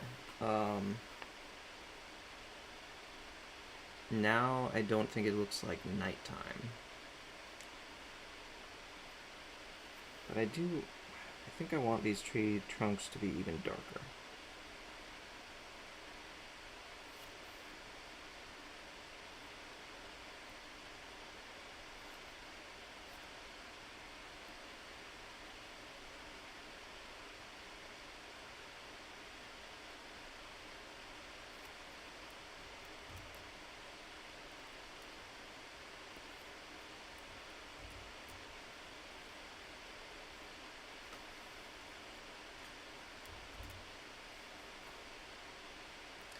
Yeah, so that was a case of I pictured it in my mind one way, I executed on that vision, and then I didn't like the way it looked, so I changed it. Yeah. Alright, now we are not done yet. I've been streaming for just over 2 hours. We are almost done, but this is where things get really fun, because I can add some depth with light shadows.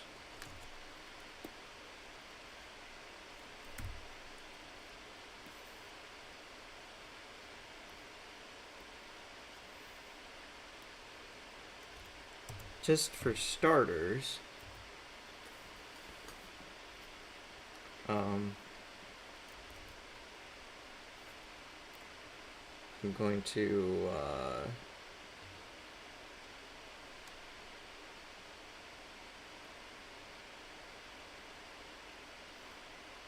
just add some colors here.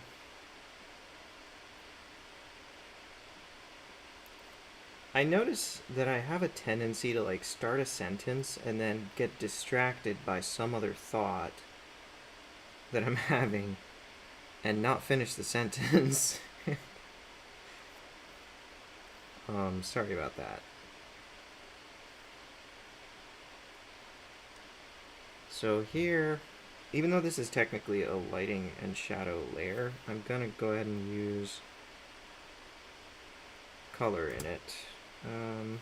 And I think I want to change the ink layer here.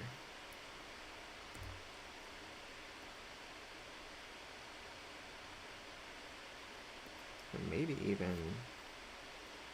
No. Yeah, let's leave the outlines there.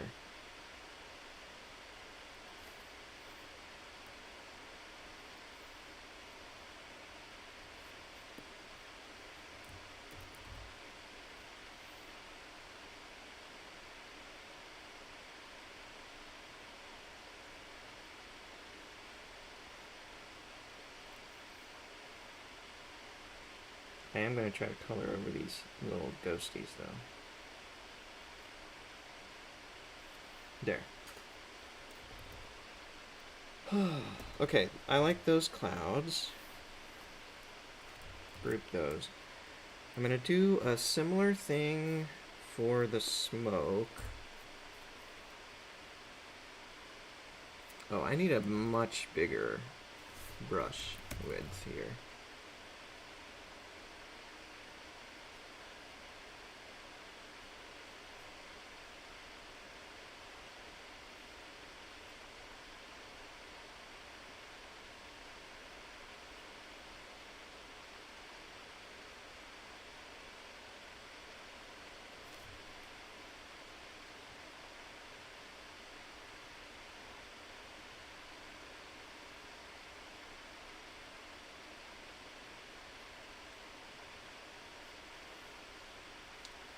So,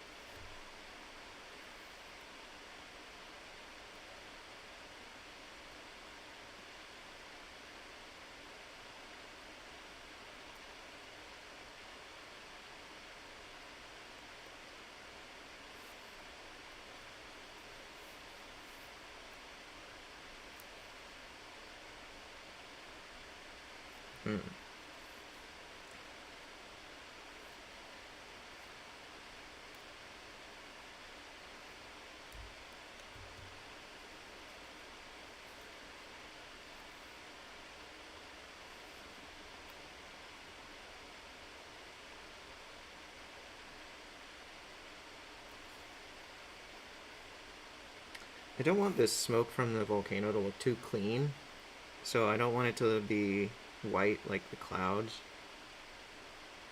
or like have a slight blue hue like the clouds. I mean, maybe. Let's try it out.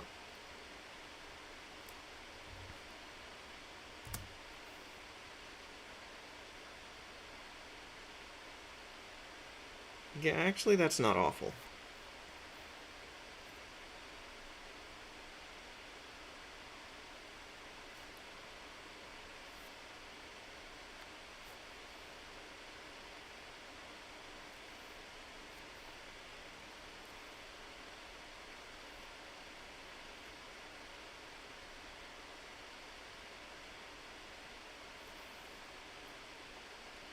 There.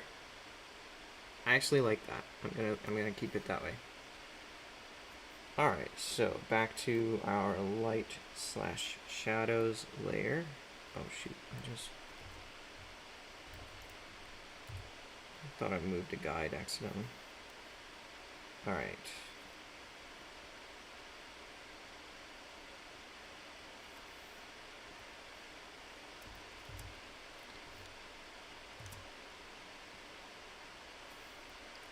Shoot. I'm noticing little problems as I'm going. The contrast is too high here.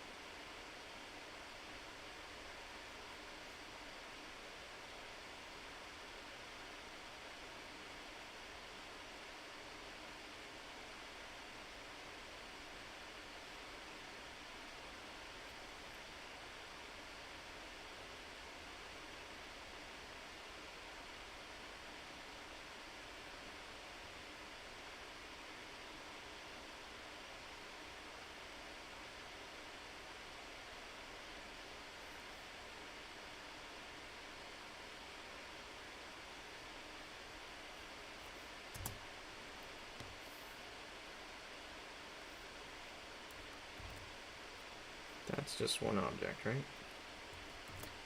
Yeah.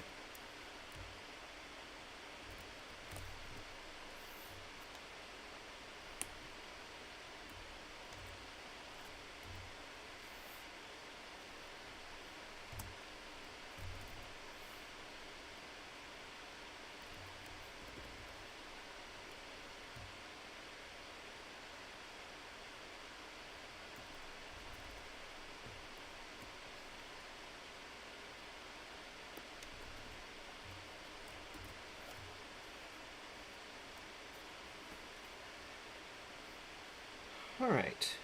Now just want to add some kind of jagged, high contrast shadows on the foreground trees here.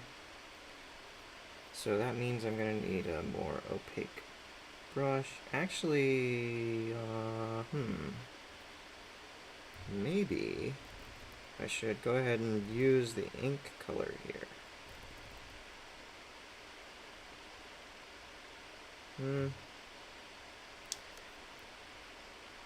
No, I think what I want is actually a mixture of the two.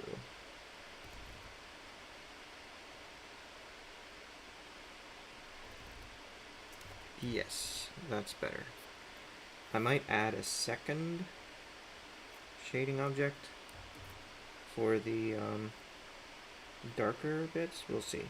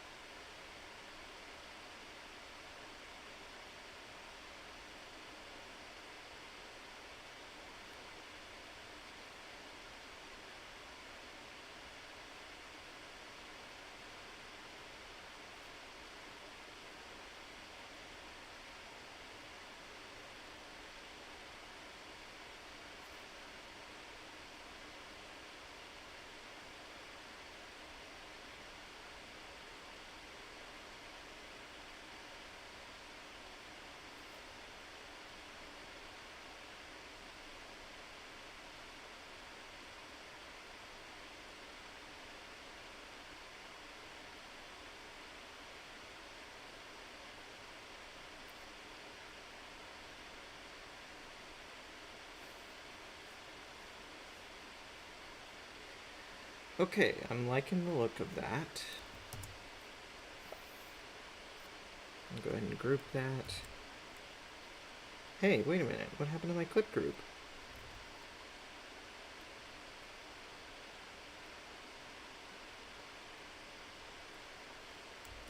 Ah. That's better.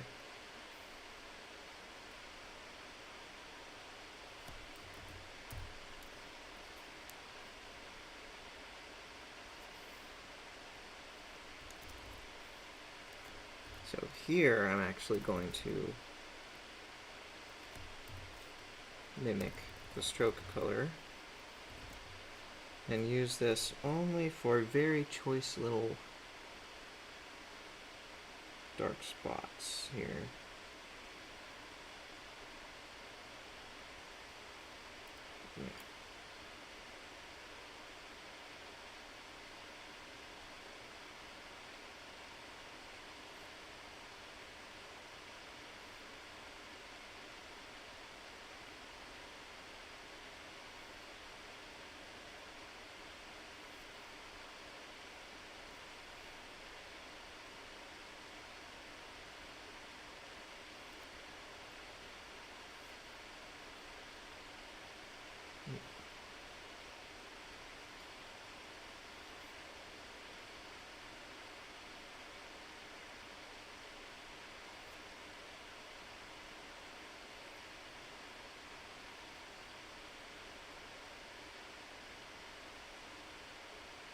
Alright, there we go.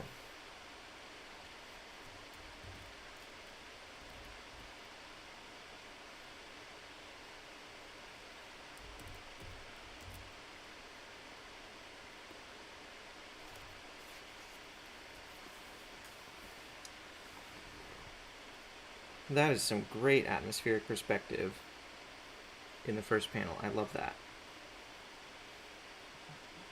I had to get kind of aggressive with it in some spots, like these background hills or trees.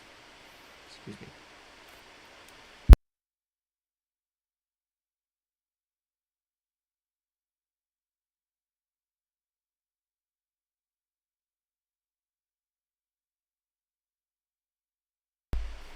Alright, but those are just natural forms. Let's try this on the characters.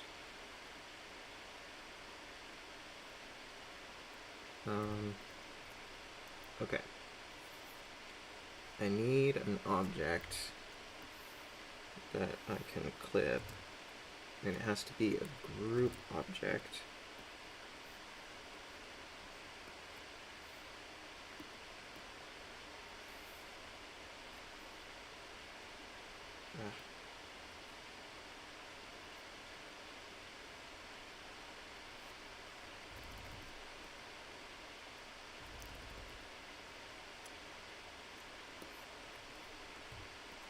Select, undo, object, clip, set clip. But when I zoomed in here just now, I noticed a problem. Uh-oh, stacking order issue. This is a panel boundary, and that absolutely should be at the very front of the entire scene. The only thing that's allowed to cross that boundary is a word balloon or something. Anyway, let's see. Okay, so we are inside a clip group now, and I can draw outside of it, and it's okay. Oh, trying to crack my back.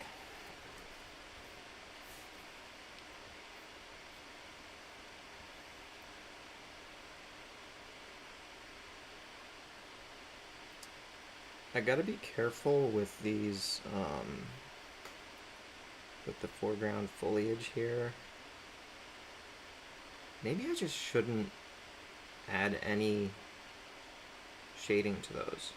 Yeah, I think that's what I should do, just no shading for those. Okay, now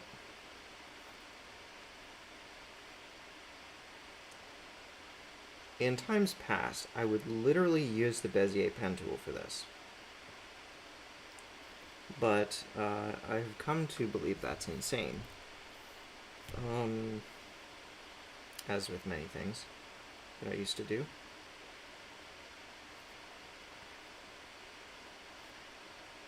So, we're gonna make do with this tool. That is too big of a stroke width.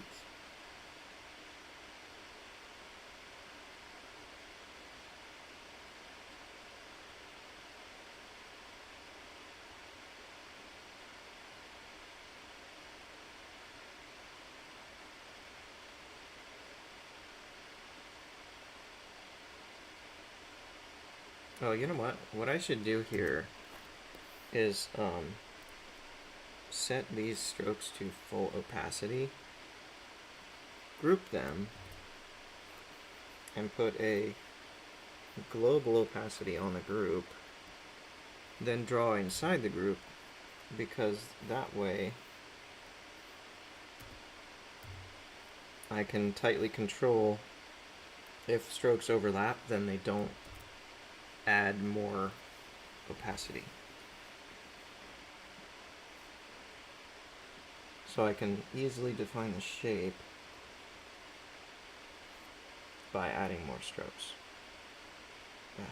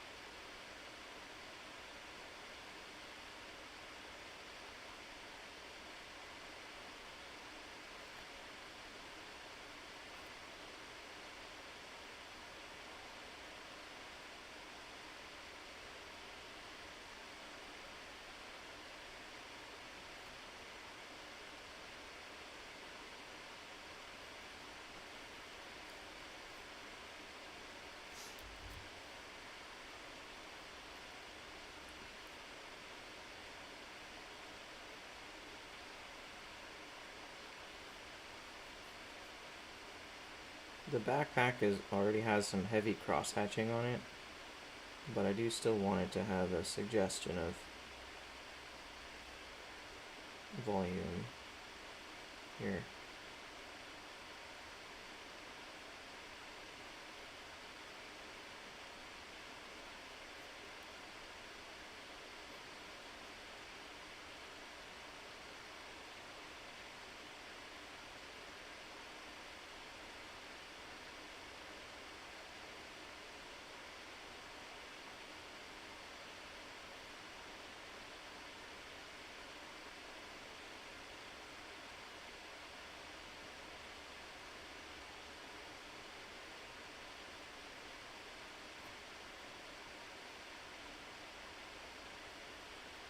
Once I'm done with this, the lighting and shadows on this panel, I am going to be done for the night. So I really appreciate all of you being here and hanging out.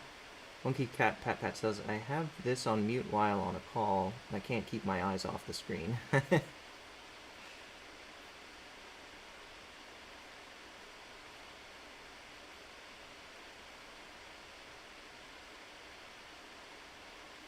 Well, I guess that's a good thing.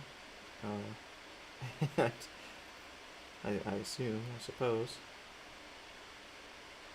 Hopefully it's not like watching a train wreck type of rubbernecking type of fascination. But he said he's got it on mute, so he might not even hear me say that. That's cool. I'm just chattering. I'm not really saying anything terribly important.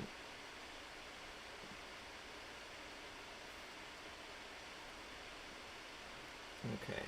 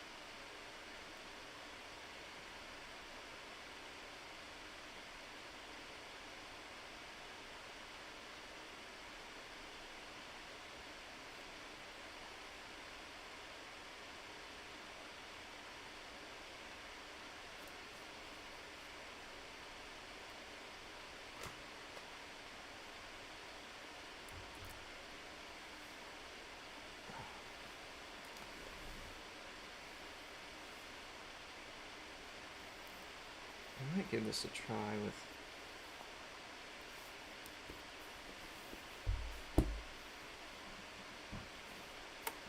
I had a box that my Wacom pad was resting on. I might give this a try with something less substantial.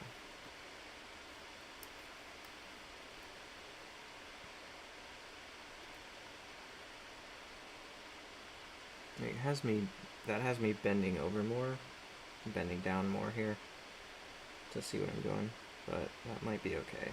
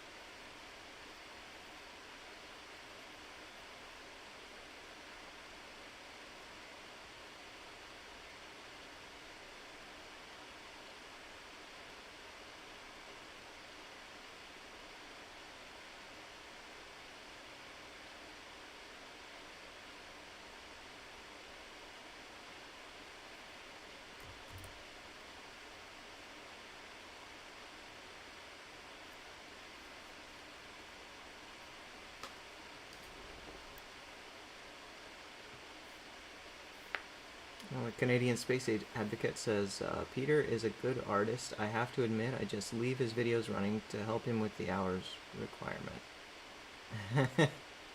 Oh, thank you. So when you say the hours requirement, do you mean the like to get monetized, because I actually already reached that milestone like last month or so. Um, I am monetized now. So Is Your Guy was able to put super chats into my chat twice now, because I have those enabled. They're not necessarily that much value right now because I don't have live streams where there's so much, like, it's such a high volume of interaction that I can easily answer each individual message at the moment. Um, but maybe at some point, if I do get that higher volume of interaction where it's harder for me to answer those. Yeah, I've already got super chats enabled because I'm already monetized. So I am deeply appreciative, Canadian Space Advocate, but I don't want you to be working on old news. I have met the milestone that was required for applying for the partnership program on YouTube, and I'm in the partnership program. It was so good of you, though. If that's what you were referring to, that's very, very kind of you. Okay.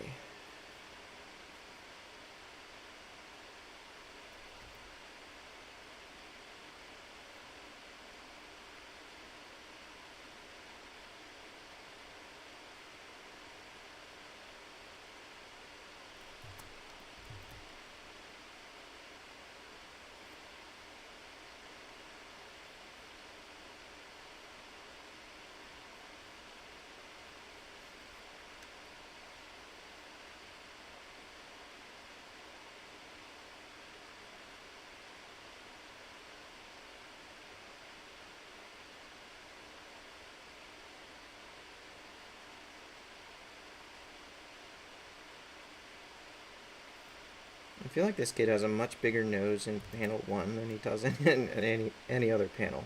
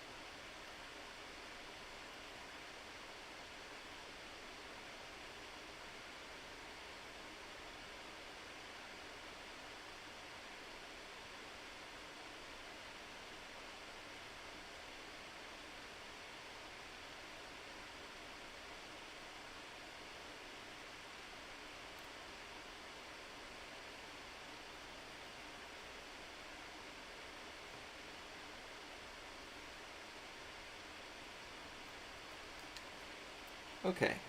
Um, so I forget if these are in a group already. Oh yeah, of course they are, because there's the opacity thing. Now, I think I want one more darker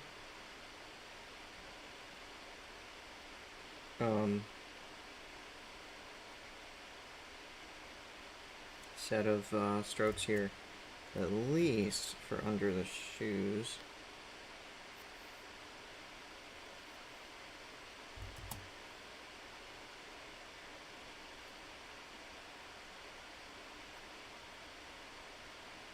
Whoa. Wait a minute. I need that to be above that. Is that kind of...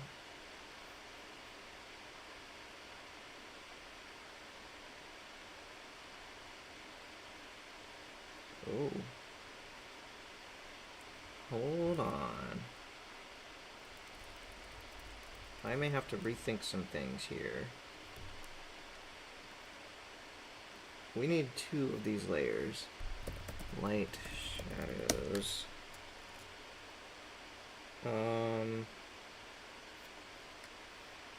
And we need...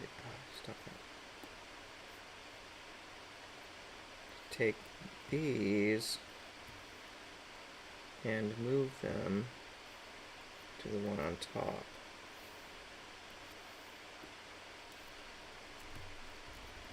Because...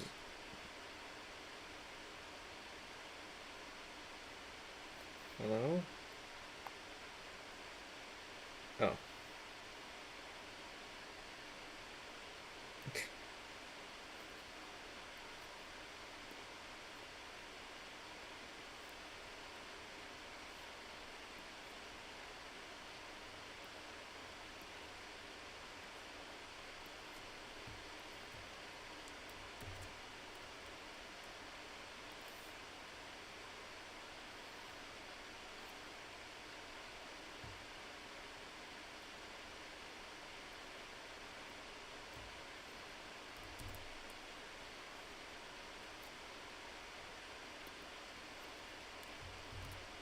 There. That's better. I did not foresee that.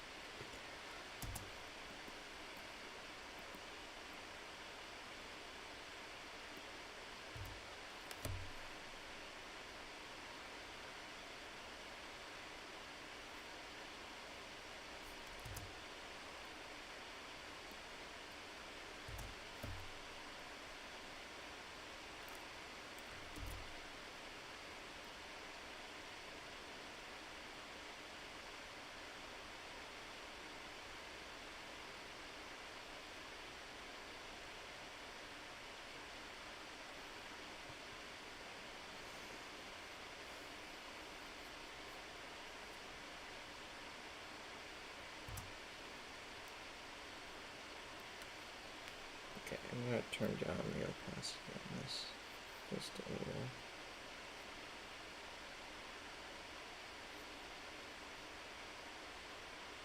Oh my goodness. I forgot this was an equipping group.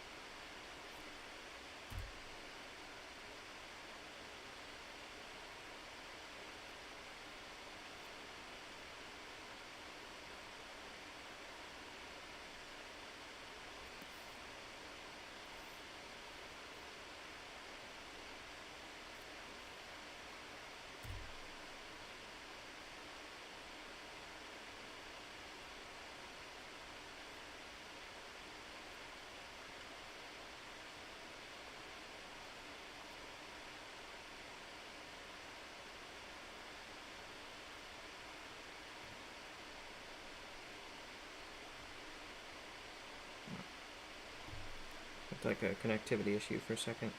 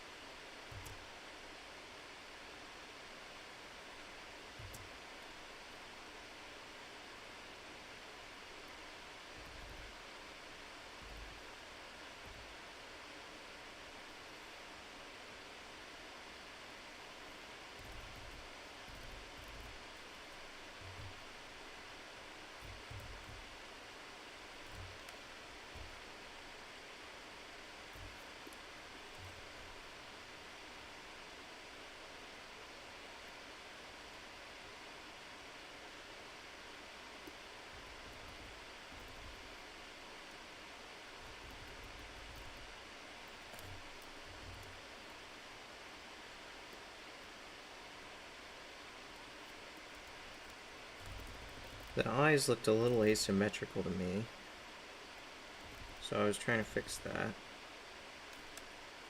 Um,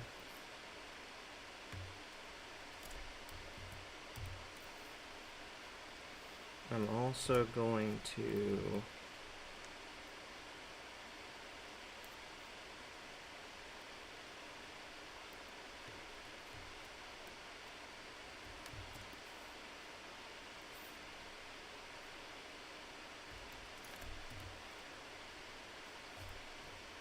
add some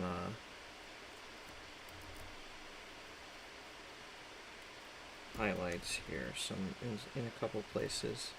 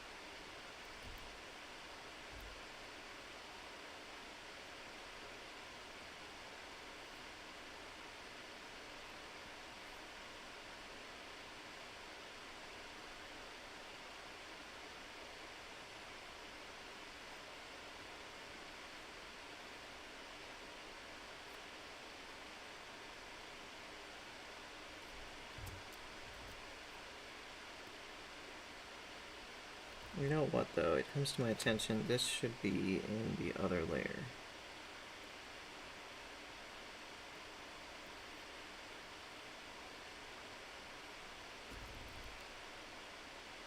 Because that way,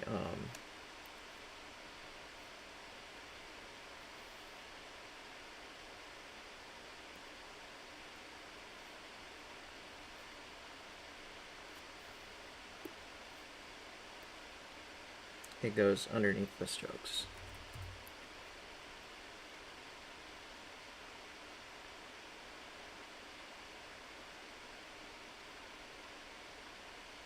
Oops.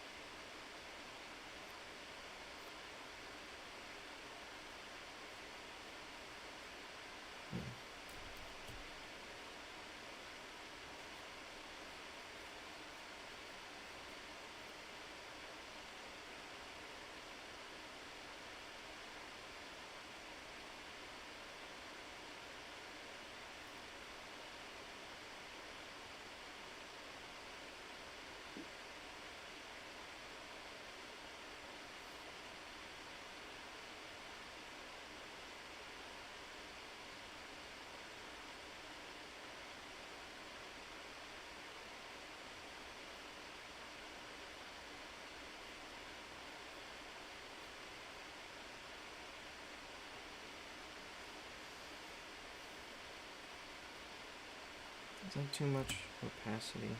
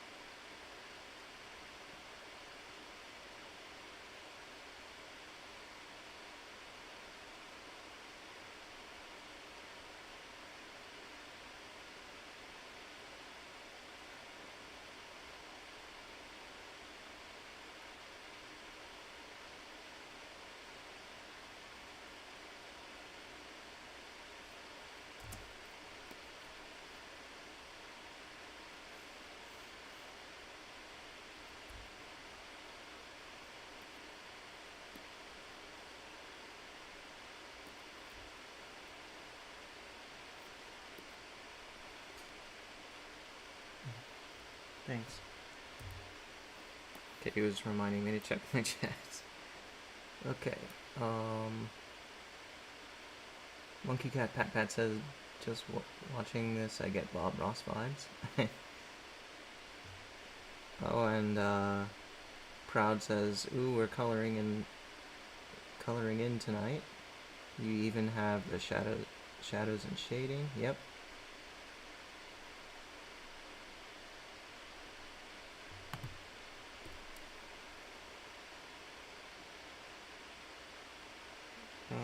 Shoot.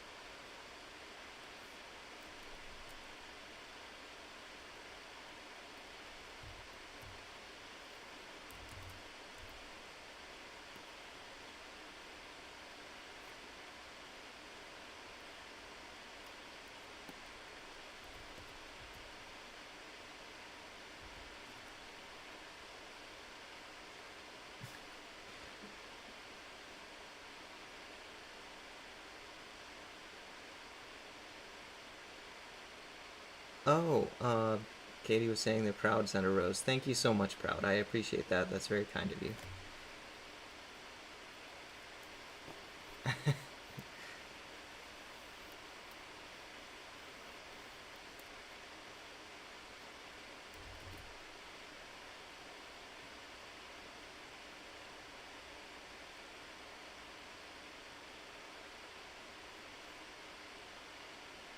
Alright, so I need to make sure that my brush is set back to the right color.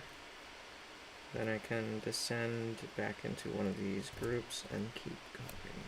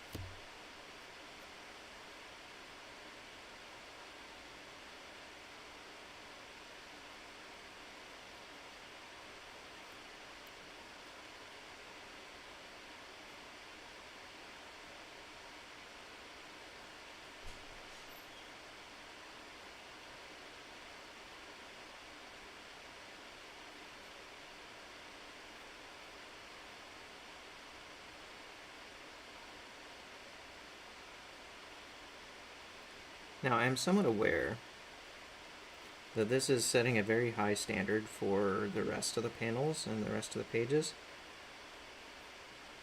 It could be argued that I'm being foolish right now. I should have just left it at maybe one shading, like one object of shading at the most. You know? Maybe none. And just moved on.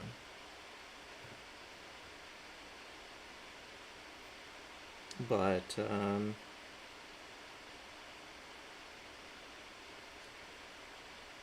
I don't know. I wanna actually enjoy this process, you know?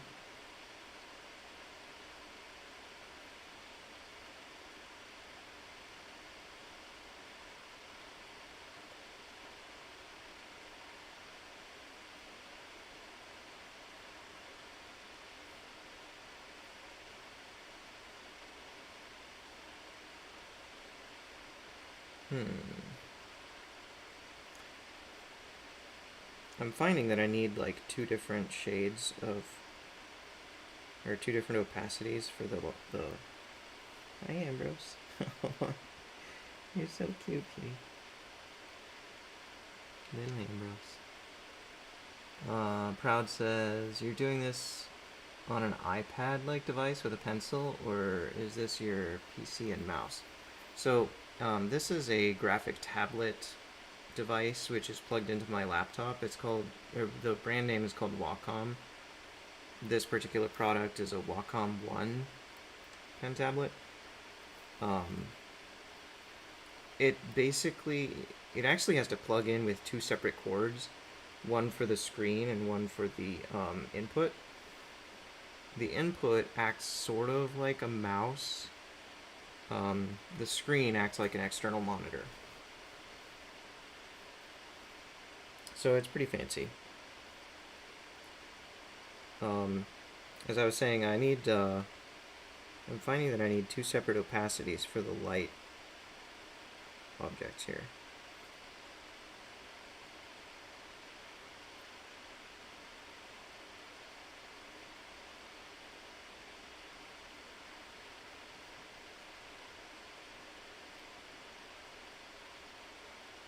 And Proud says, darn, you're talented. I looked into this when I first started. This takes time to perfect. Thank you.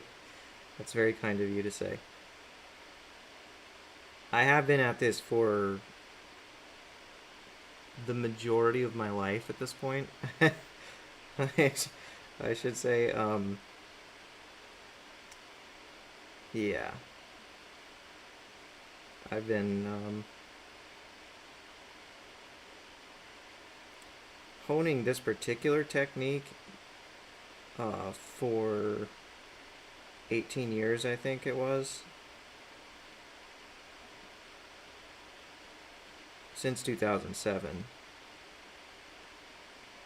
Originally, before I got my first graphic tablet, and this didn't last long because this was such a grungy, terrible technique, but originally I would draw, I think it was with a marker on paper, scan that in using a flatbed scanner, and then vectorize the strokes here in Inkscape. The result was rough. It was always a challenge to control the speckles, because like obviously scanning in a marker drawing, you're gonna get some noise and texture, and it always ended up with speckles everywhere.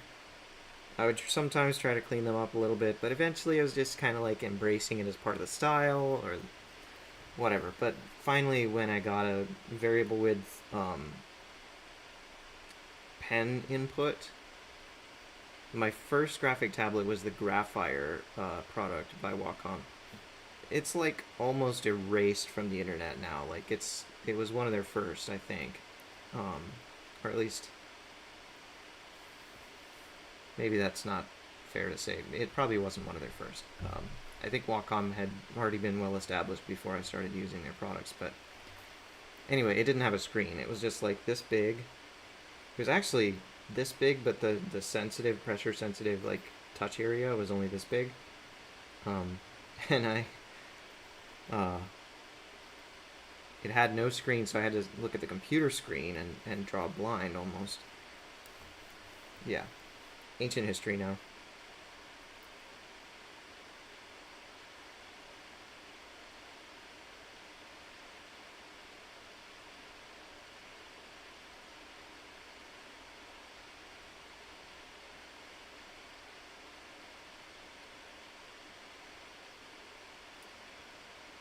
Okay, his shirt needs some depth, but I need a different opacity for that. Is that the right? Yeah, that's a little better.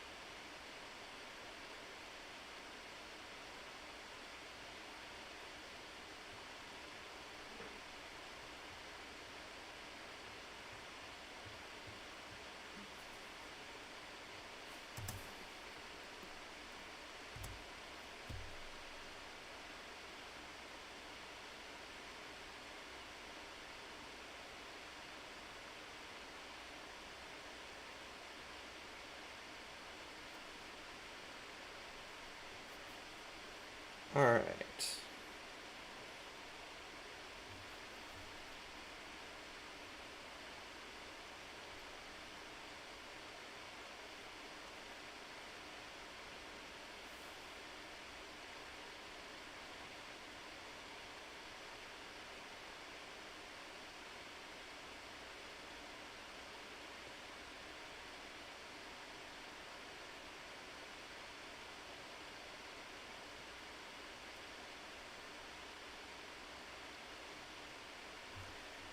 Now this drawing is almost done. Let's put back on the dialogue layer. Oh my goodness, the storyboard layer is still on. We don't need that anymore.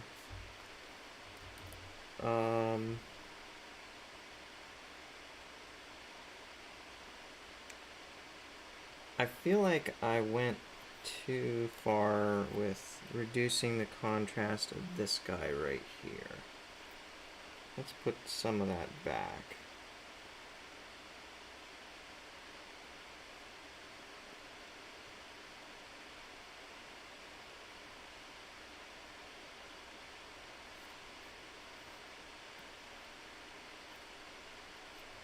There we go.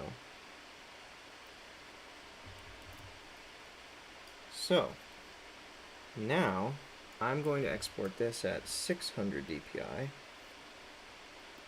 and I'm going to remove the word temp from the output file.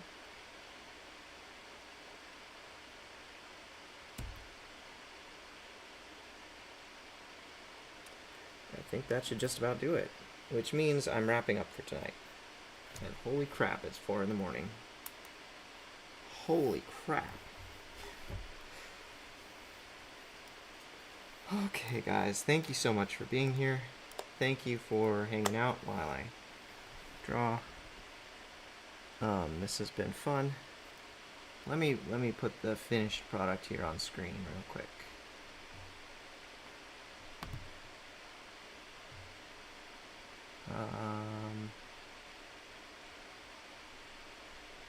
Where is it? Oh, that's the...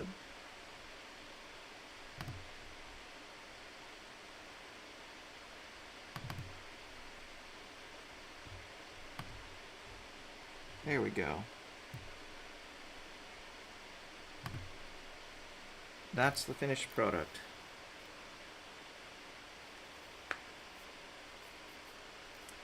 I like it. That is work that I'm proud of.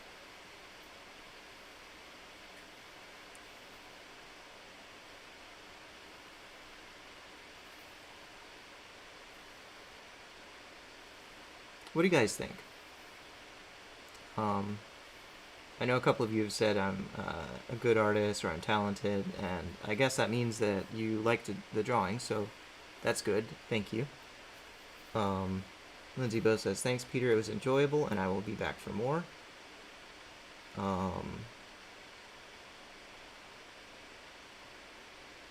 Proud says good night. Oh, it looks like it could get scary. So, Proud, while you're here, do you want to see the other pages? I do have them inked.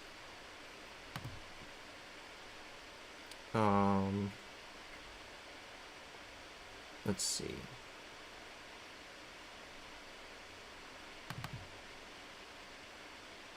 That's page 2. So they see a salamander sleeping on a rock. The kid runs forward. Whoa, a real-life mountain salamander. Mom grabs him. Don't, those teeth could take your arm off in a second. Let's go around, it'll be safer. And he watches them go. Close that. Get up the 3rd page.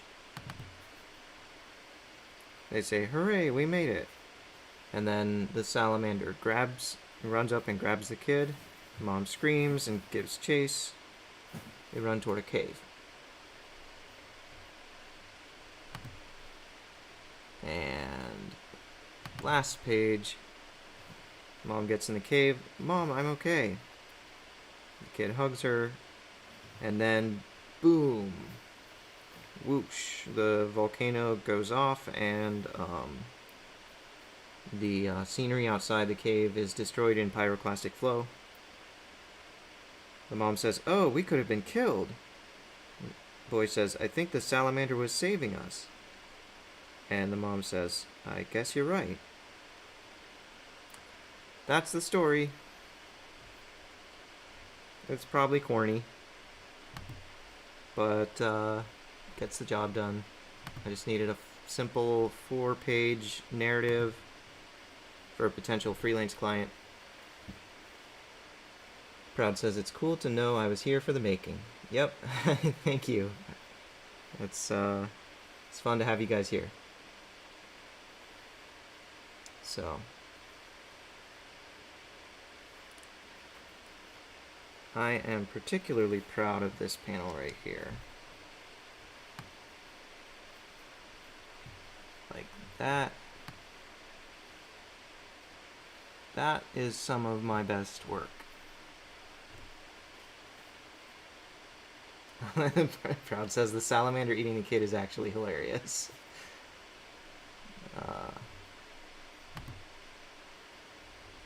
That'd be this page here. No, that's page 2. Shoot. This page. So you're talking about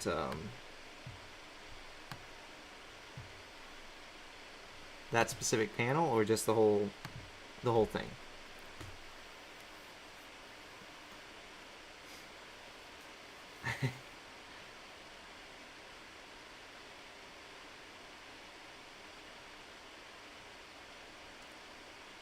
Proud says this should be the page that's also detailed. Yeah, I'm gonna try to maintain the level of detail throughout the 4 pages that I established in page 1 here. It's...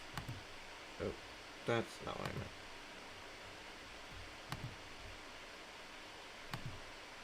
Whoa. This app is all out of whack. Okay. Yeah, I'm going to try to maintain this level of detail throughout all 4 pages. I know it's going to be a lot of work, but it's just so nice in my brain. It feels so yummy to create a drawing that's this level of quality. So, you know,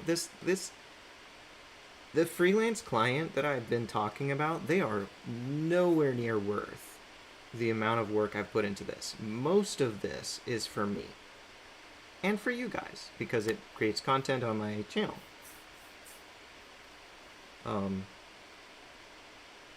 So yeah.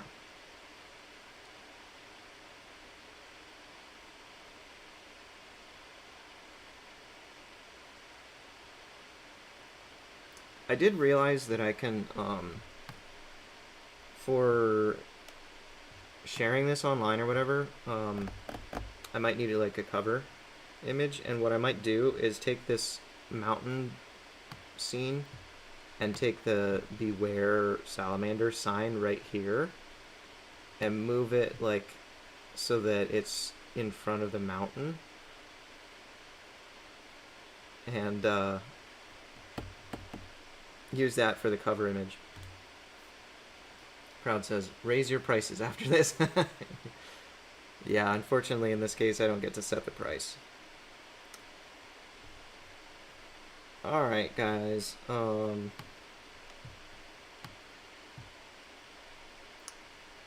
this was fun. I should be done though and get some sleep. Thank you all so much for being here. I really appreciate the support. I appreciate you hanging out, keeping me company. This is a lot of work I've been putting into this. We could actually count up the hours that I've been live streaming. I've only worked on... I've actually worked on this a fair amount more than the hours that I've been live streaming, because I inked page 3 entirely off stream. But it's fairly good coverage of my process in my live streams so far. And yeah. it's probably dozens of hours at this point that I've put into this. Anyway, I'm gonna close the stream. Thanks, guys.